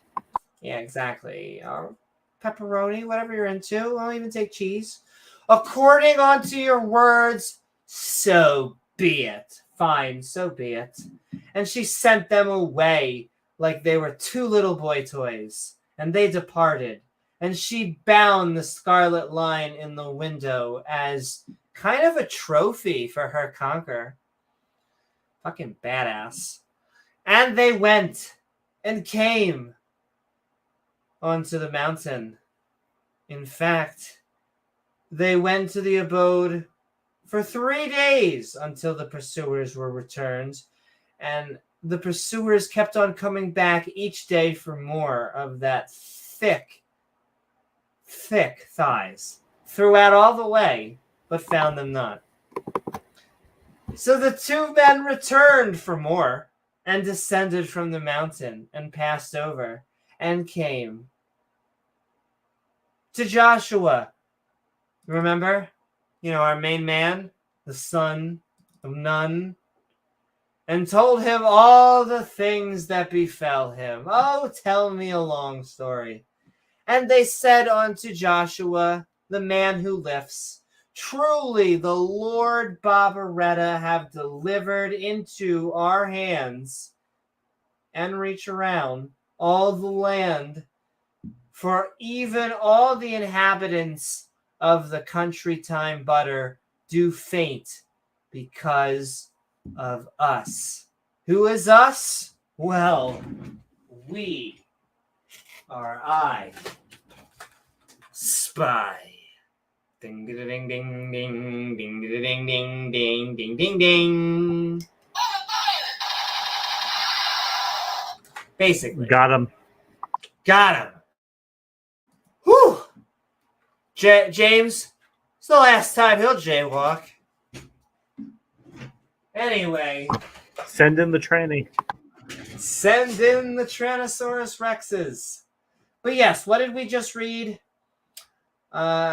Joshua, don't kill me and my family. Joshua's men said to her, okay, when God gives us the land, we won't kill you or your family. Rahab lowered them with a rope through the window since her house was on the town wall. She said to them, go on the mountain, stay there for 3 days, then you can be on your way. The men said to her, we will do as we swore we'd do. Put a scarlet thread in your window. When we come to Jericho, we'll see the thread and we'll know not to kill anyone in your house because we're the good guys.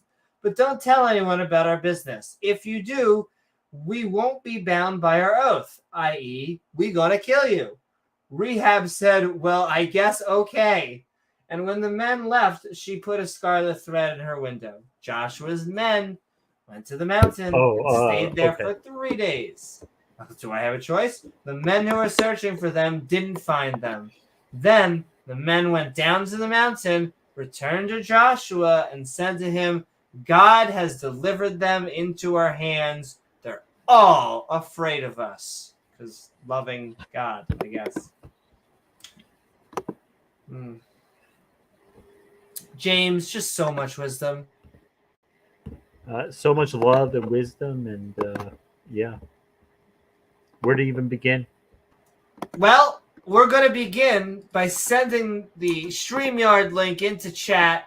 We are going to be going to Probably a not a long open 20-minute open mic. Yes, exactly. We'll be pinning it as we are going to be going into our If you want to Skeptic Bible join, Study. join now. Don't Join wait now. 20 minutes and then pop on and want to talk for a half hour. As we go into our Skeptic Bible Study.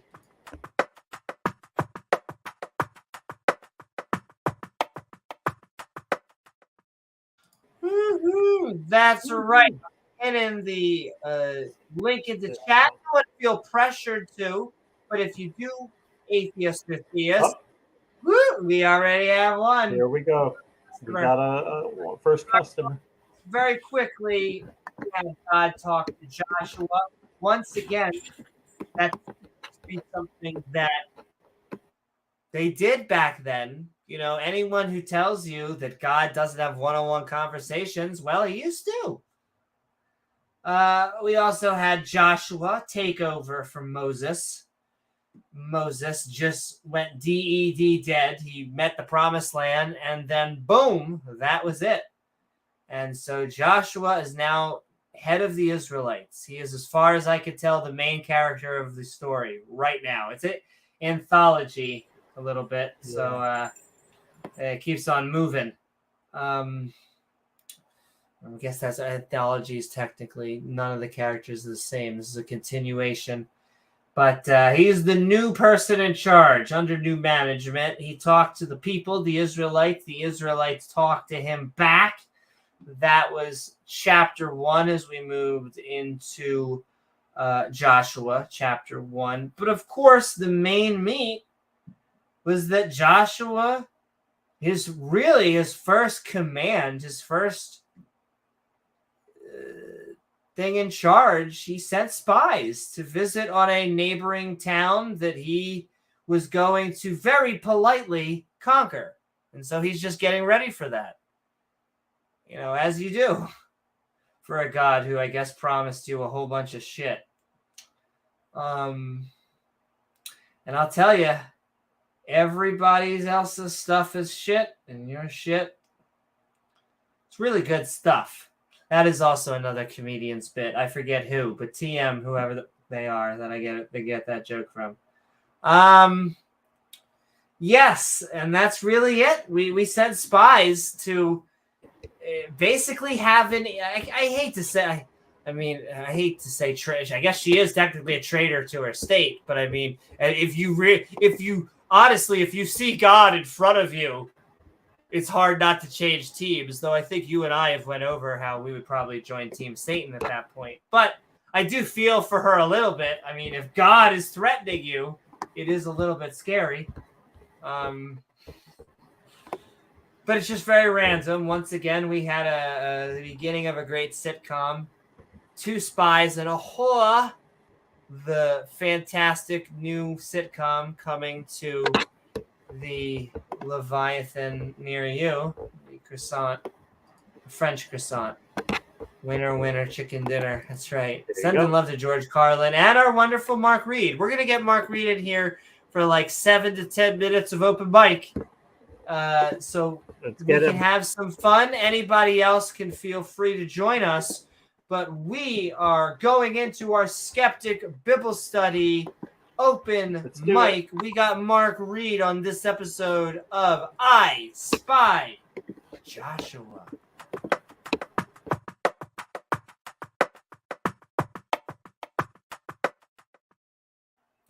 Woo! What is up, Mark Reid? Lovely to have you on. As always, I cannot send really as much love to you as possible. I thought you did great on the debate. I thought you'd have done great handling yourself in any other situations that may have popped up. And I just think you're an amazing skeptic. So welcome on board as we talk about this episode of Skeptic Bible Study. What are your thoughts? Thank you so much, Amy. You're all gorgeous. Much love to everybody. This was cool, wasn't it? This was basically God saying, "Hey, there's the land that belongs to the Hittites over there." And the thing is, it doesn't like this is at a time in history where they don't even try to hide saying, "Oh, they were misusing the land or they were bad." No, it's just that's the land of the Hittites. Go and take that shit, right? Like just go and get it and kill everybody that doesn't agree with you, basically. What was the last verse of one? It was like, whomsoever he be doth that rebel against thy commandment, and will not hearken unto thee words as thou commandest, he shall be put to death. Yeah, I guess you could do that. Loving God. But this is kind of like a transfer of power, right? So you always have problems in society when you're transferring power, and this is a transfer of power from Moses to Joshua. So it's kind of like, Joshua's got to show that he's the one in charge, right? He's the one with all the power. So it's like, well, if anybody rebels, Mark, I just don't know if you know this law in physics, but very specifically, there can only be one Highlander, and so I think I learned that in high school. Yes, pretty sure. There can be only one. Exactly. Yeah, so this sort of smacks of divine right, or what was it called where they took all the land from the Native American peoples? I forgot the name of it. Christianity? No, just the government kind of thing took all the land and called it. And I forgot. Like a manifest destiny. Manifest destiny, right? There's every place that the sole of your foot shall tread upon, I have given to you. Thank you, Porpoise, the best sinister Porpoise. So it's kind of like wherever your foot touches, it's already been given. It is destiny that you have it, kind of thing. That's the vibe I get from this. Is sort of wherever you choose to go, it's yours. Go for it. Oh, the Hittites? No. I mean, it is the land of the Hittites, but it doesn't belong to them. It already, like, your foot's on it. It belongs to you. Wow. It used to be their land. Yeah, so this is great. This is just sort of, go out and get stuff. Yeah, seems pretty straightforward. I don't know what the context would be to... once again, killing everyone. What, Mark? Can I just tell you, it's consistently those evil babies that just ruin God's plan. I know there's no hope for them. No hope for them at all when you're a baby. Oh, I do want to also mention while I'm here why I timed out Rebel Nazarene.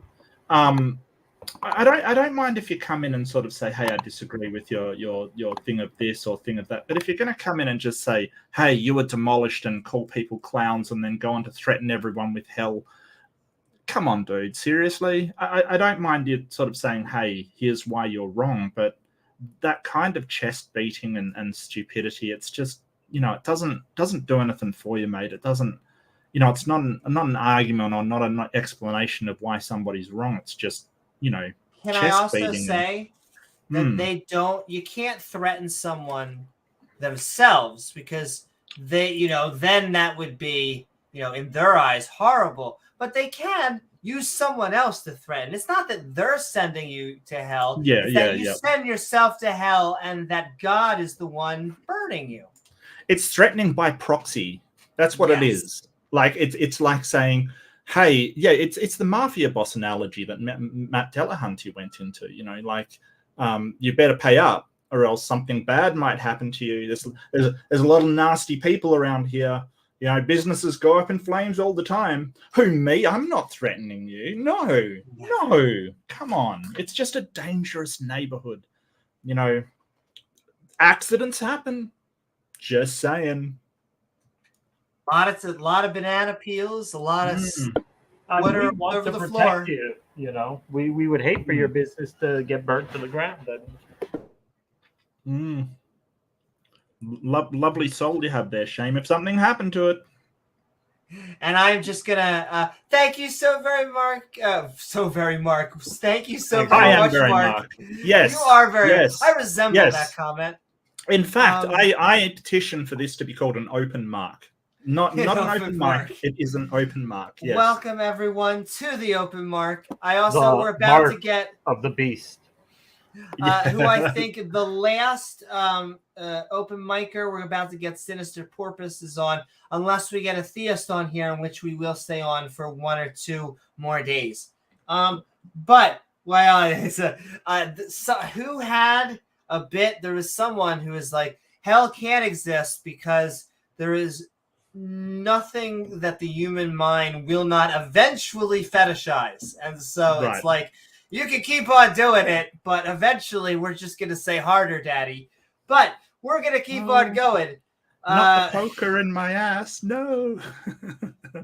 No. What? Anyway, we are going to get the one and only, oh my.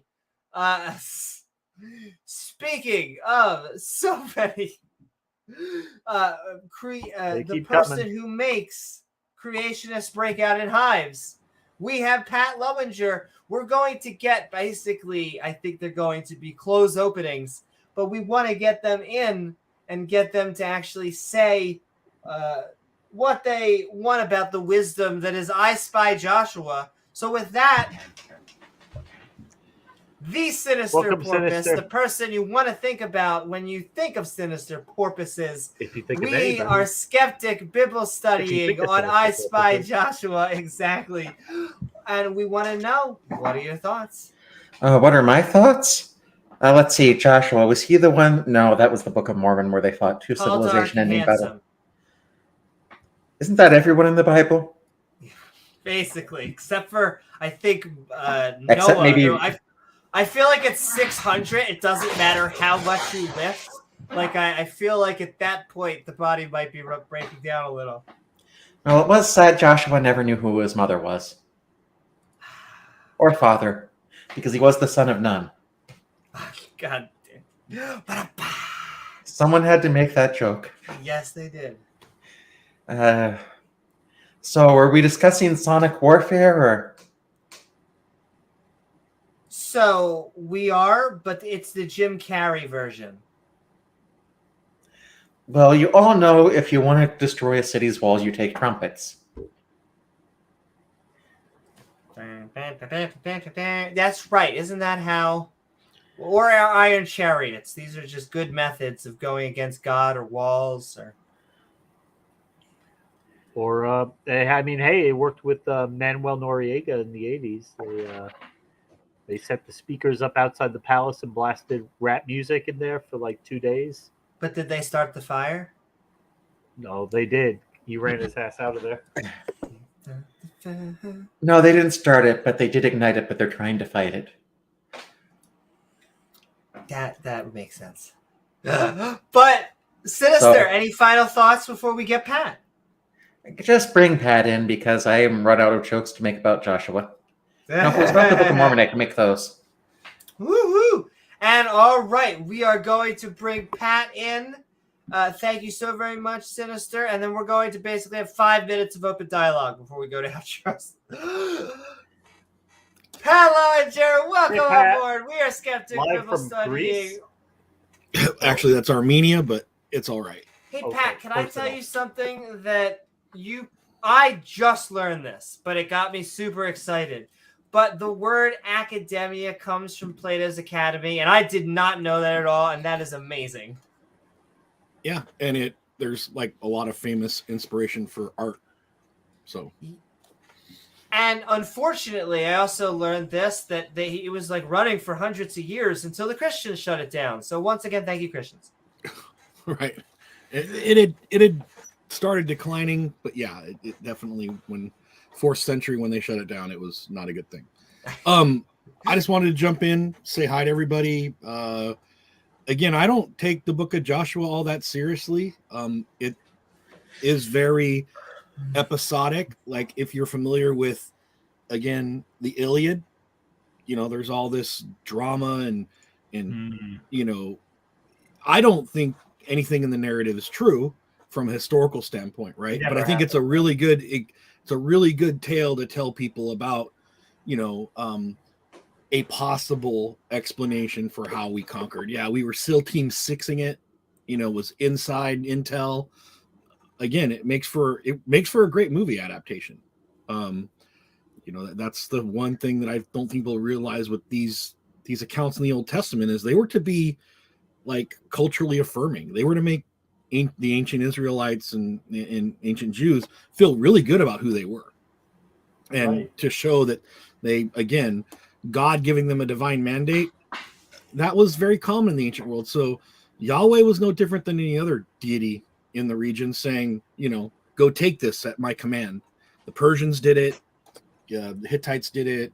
The Greeks did it. They always used a justification within a divine concept, particularly like if you look at like oracles from Delphi, right?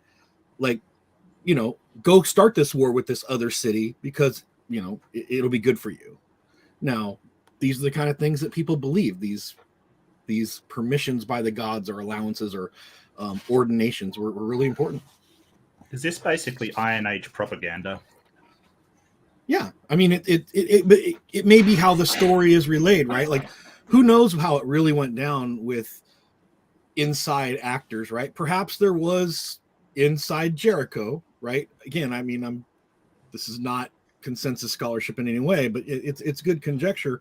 What if this story is talking about the Israelites fomenting a slave revolt inside the city, right? Things like this were used to detract enemies, or some way of gaining an interior motivated group to throw down the regime in Jericho, right?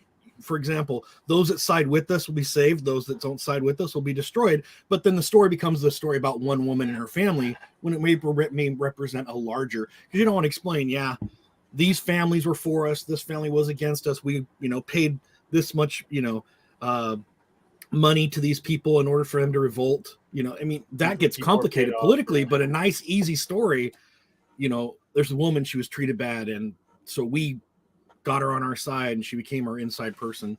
Makes the story very compact, very tellable, and in some ways believable, right? So are you making a parallel to sort of Helen of Troy kind of thing? The simple story of, hey, it was this woman that caused all of these wars and stuff? It may sound like that's actually how it might go. That these stories, like, no one wants to hear a tale of complex political intrigue between Anatolia and the then Mycenaeans, right? The declining Mycenaean kingdoms. Especially when the leaders don't want you to know they're profiting so much off of it. Right. And the fact that they have to have a single causal statement. We've been offended. We need to go. The gods are on our side, even though in the Iliad, the gods aren't so much on their side. But this is the gods are. Half the gods are on the other side. I'm really sorry, Pat, but all I can think about is War on Terror right now. I don't know why. I don't know why. Having read the Iliad, I'm going to give the Book of Joshua credit for one thing. It doesn't waste its time making sure every single book in it is 1,000 lines long and filled with irrelevant details. As you would do. Well, no, you had to do that to write an epic poem in the ancient world because the Aeneid's like that too, as is the Odyssey. Yeah, there were stylistic requirements. But yeah, I see it as all literature is useful to some extent, right? This is again, I want to know why Moses was a shitty military commander who couldn't actually capture the promised land. I mean, yes, God said he couldn't go there, and there's all this explanation. Oh, I can answer that. Right? Actually, I don't know if you knew this, Pat, but he was directly under Vladimir Putin. Right, exactly. I mean, this may be the demise of Moses and the rise of Joshua may be it's not my area of specialty or study, but you can sit around and drink beers and conjecture just fine, right? And perhaps this is a good explanation for why a new military leader is appointed, because Moses is ineffective if Moses actually existed. But whoever Joshua is replacing appears to not have been able to get it done for at least 40 years. I'd like to put up an alternate theory as to why Moses and Joshua couldn't get anything done. They didn't exist. They didn't have enough transmen in their IT stack. Well, They didn't exist, but if they did, that would be the reason. Yeah. Right. Trans winter IT Now- staffs. Hey, Listen, Athena. if you need something with tech support. Oh, actually, and this, I keep on saying, but I'm like two-ish shows away from getting one more show, which I need to. I keep on saying, who is the other Mark? Why do I keep on forgetting? Is it Beamsy? If she has this flag, Who she is can the fix your other- computer. Porpoise could come with us. Who's the other tech-savvy guy we thought of? Might have Randolph? been a guy, girl. Randolph. Randolph. Logical. Speaking of which, logical prophet. Yes, we're getting him on Yeah, board. no. You know what? Beamsy's I would geology. totally- Beamsy's a geologist. You're right. Beamsy is geology. Yeah. So we are going. A scam baiting show is up and coming after we get. This is the. I am so excited. First of all, What are you doing, the Athena? Skeptic on the Street cards came up. So the Nice. episode 2 is on its way. Or episode, you're like, where's episode 1? Episode 1 is premiering this weekend, ladies and gents, and so look forward to that. I had something else I wanted to talk about, but I completely forgot now. Sending love, Sinister. I think you just got taken down by. But Cat is phasing through reality right now. Is that, I've been meaning to remove that. is that Athena is demonstrating the ancient, Oh, Next week on Stranger Things. ancient exactly. feline principle of if I fits, I sits. On the other hand, Athena, please get out of the desk drawer. But also sending love to Randolph Richardson. Not only am I going to be on there with Pieter and T-Jump, I think J-Mike is rumored to be going on there this fortnight. But also Randolph Richardson is also about to be heading into the hot seat because he'll be on Yeah. Modern Day Debate. So go check him out. We had Mark in the hot seat. when is that? Is that tomorrow? No, it's in like 5 days, I think. Oh, Yeah, up and coming. Yeah, it's up and coming. So it's just slightly less than a week away. It's 16th to 11th for me, which is probably 15th for you guys, I think, which is Tuesday night. Can we just measure things in sidereal time? It'd be a Listen, good I'll idea. measure things in anything you want to, as long as we can. I think we can do without the cubits. Quite frankly, it's Fine. probably a little inaccurate for a modern era. Well, Listen, but how would they I'm gonna- measure things in the ancient world? How without the cubit? Volkswagen Beetles? Well, we don't even know what length a cubit really was. We've got no idea. It's an estimate. We don't. Hey, we'll do our last serial topic, and then we'll go to outros. But what about this? We get this a lot. I get this. The biggest trick that Satan. I always like to say Saturn. I worship Saturn because they're 50% softer. But Satan never pulled was convincing people they didn't exist. How do we have a room full of skeptic, atheist, agnostics here? How do you handle that when they tell you? Well, I mean, what it's if kind of. Jesus I find doesn't exist. Well, I found it hilarious because they're quoting a line from a fictional movie. And not a very good Maybe. one, if I recall. It was actually a good movie the first time because it had a really good twist. It was The Usual Suspects, but What a twist! yeah, what a twist! But you know, it was okay. I thought it was okay anyway. It did have a good twist though. But yeah, it's a fictional movie. Like, sort of quoting something from it is like quoting something from, you know, Blade Runner. Like, has really no logical justification at all. You know, basically begging the question on Satan existing and or doing anything. So you can apply the same standard for a deist god, a god that is unknowable. Like, so if Satan can convince people he doesn't exist, is so totally indistinguishable from a god, Satan that does not in fact exist. That was hard to get out. I'm sorry. No, but That's Well, what it's he or like she you- said. It's like using the fact that there's no evidence or indication that he exists then becomes evidence that he exists because he's trying to conceal himself. So of course he would try to make it look like he's not real. So you could do that with anything, right? You could say, "Hey, there's a magic unicorn that uses its magic to make itself undetectable." Oh, but I can't find the magic unicorn. You see how powerful this magic is. See how it works. You can't find it. But you don't understand the lack of body, the lack of any, findings of bones or anything is actually evidence that unicorns do exist. They have just ascended. Right. Well, so I've heard that one for Bigfoot as well. Is this also like the fact that even though fossils are not sorted in the geologic column by density, that the flood still happened? Mm-hmm. It's Satan just hiding them. It's fact he wants you to believe there's good evidence for God not existing, or apparently evolution being true, which they think is the same thing. Yeah. Well, I do think that when you try to engage in the topic and the words are often conflated, undetectable and unknowable, right? God is undetectable and unknowable. Well, from an evidentiary point of view, but even a medical physical point of view, if something is undetectable and unknowable, it doesn't exist, right? Like if you don't know God's will or God's will is beyond your understanding, well, then that is also a philosophical defeater in a metaphysical concept, right? I mean, at least in the antiquity, people knew the will of the gods, right? They could divine the will of the gods on a daily basis, right?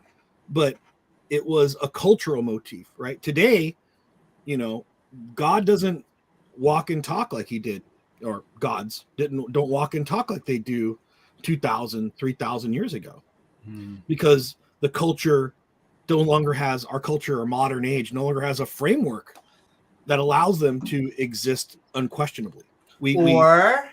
Or God no longer has a viable cell phone plan. Whatever. I mean, but even in antiquity, charlatanry was one of the perpetuating issues. There were, Hero of Alexandria is a perfect example of a person who used science to convince people gods existed. You make animatronic robots, for lack of a better word, animatronic sculpture that when people enter a temple, they start to move when sacrificial altars are lit, or you put a coin into a machine and birds that are positioned next to a statue of Apollo start to sing because you made a donation or a sacrificial offering, right? This convinced people, but the level of ability to understand those technologies are really low, much like it is today. If you ask the average person to explain how a cell phone works.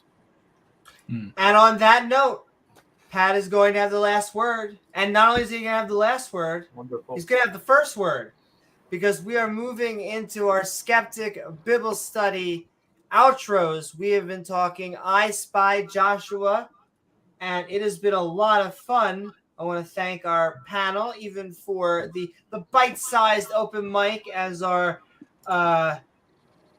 Bible studies sometimes are, nice though the dessert to the exactly. Though, if you want an after-dinner mint, the after show on the Discord will be opening, but we are moving into our outros, and Pat was the latest to join us, which means he is going to be the first to.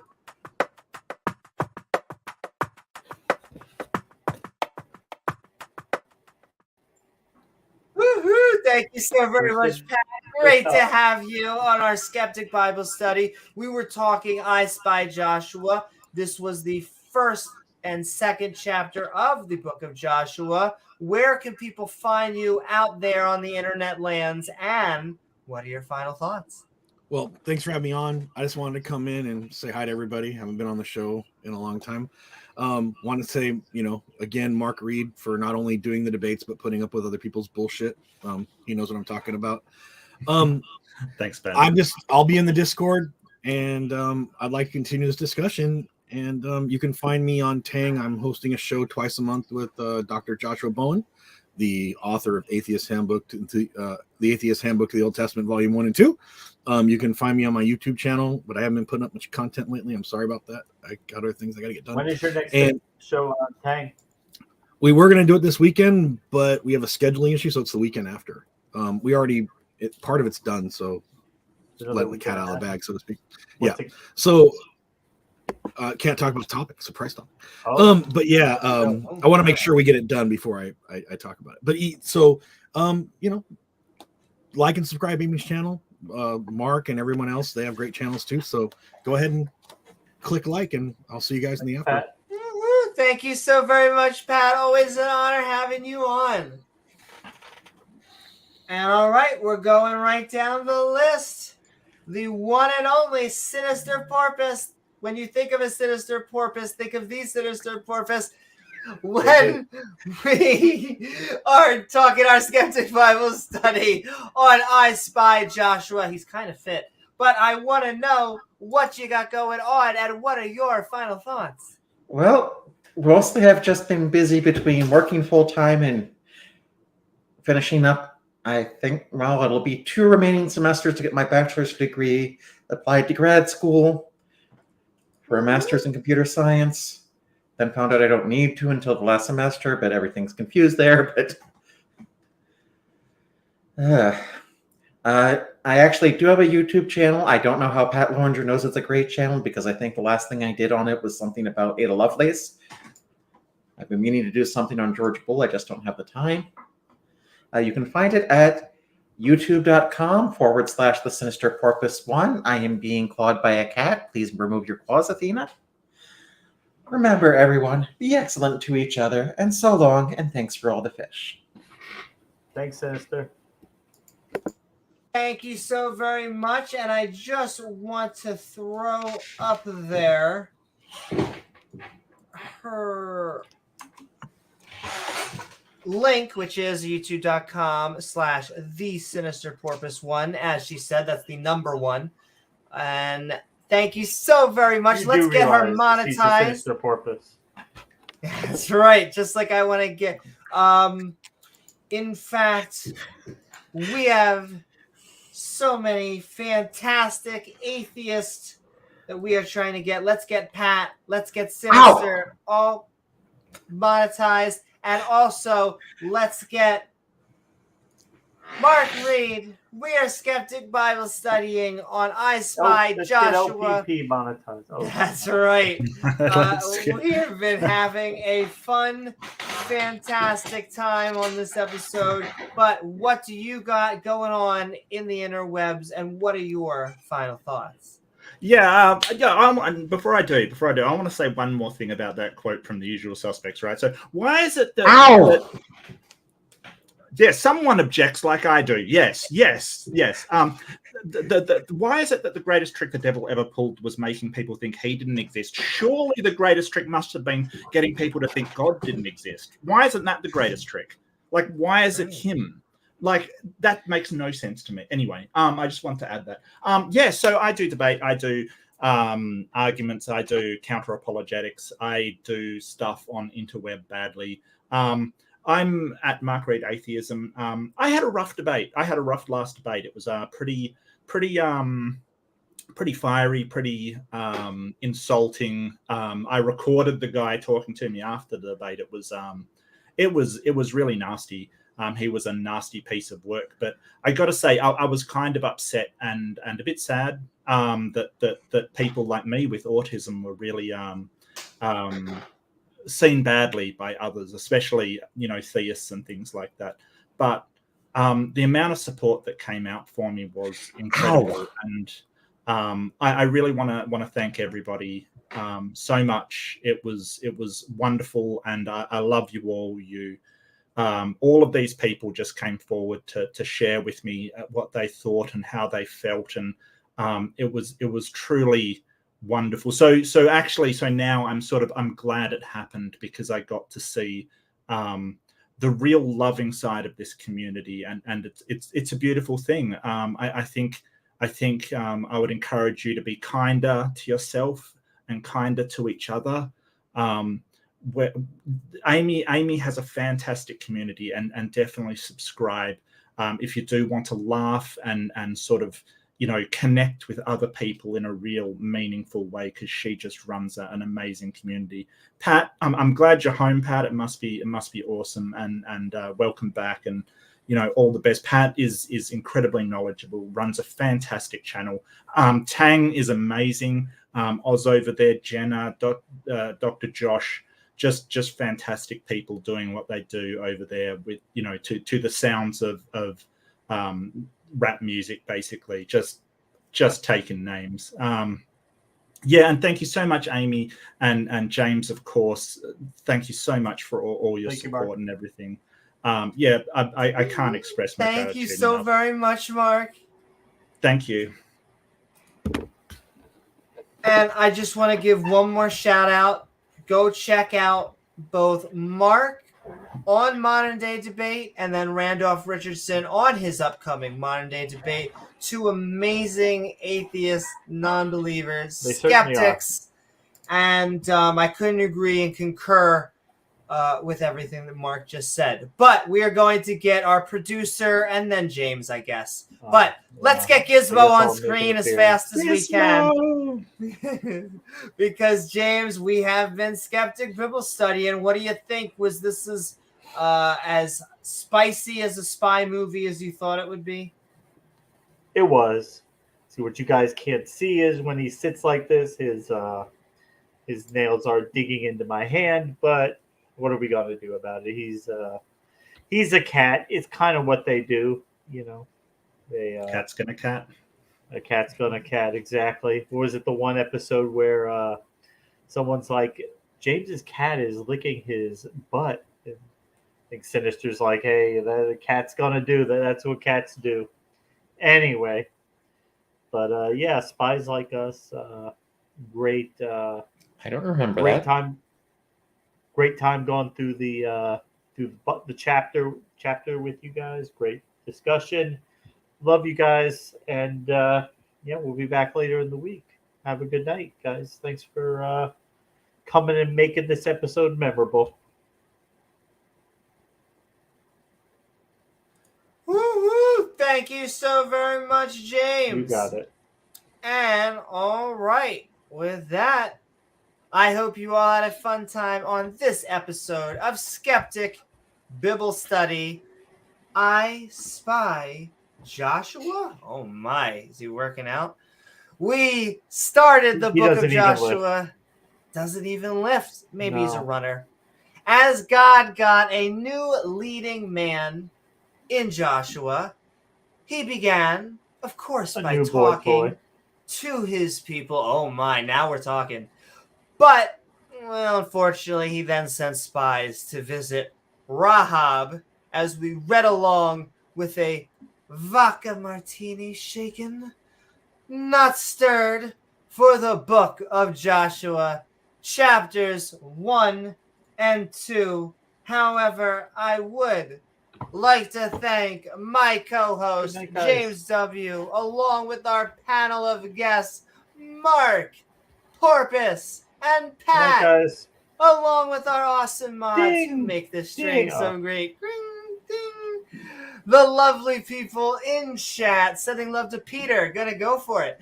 And viewers like you, if you enjoy the show, please don't forget to like, follow if you're on Twitch. We're almost at 100. Or subscribe. Almost there, guys.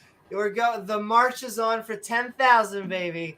And then you gain access to that bell icon, which when set to all will send you premieres like the upcoming episode. You got a preview if you're a channel member or Patreon, but the full episode for just viewers and subscribers of Skeptic on the Street this weekend. You can also get reminders to see our live streams like this one, or hey, why not leave a comment once the video's done? You can also leave a super thanks, and we'll read it as back as thanks on the next episode. Also, we'll be heading to the Skeptic and Ranting Discord server. That's right, the complaint department. Always Super open, thanks, ladies Jena. and gents. But we will be heading over to the Skeptic and Ranting Discord server, the link of which is in the description below, along with all of our fantastic channel members, as well as our Patreons on screen, who you can find at patreon.com/Amy Newman. I am Amy Newman, and we will see you all on the next episode of Skeptic Ball Z. Good night. Good night, guys. Mwah!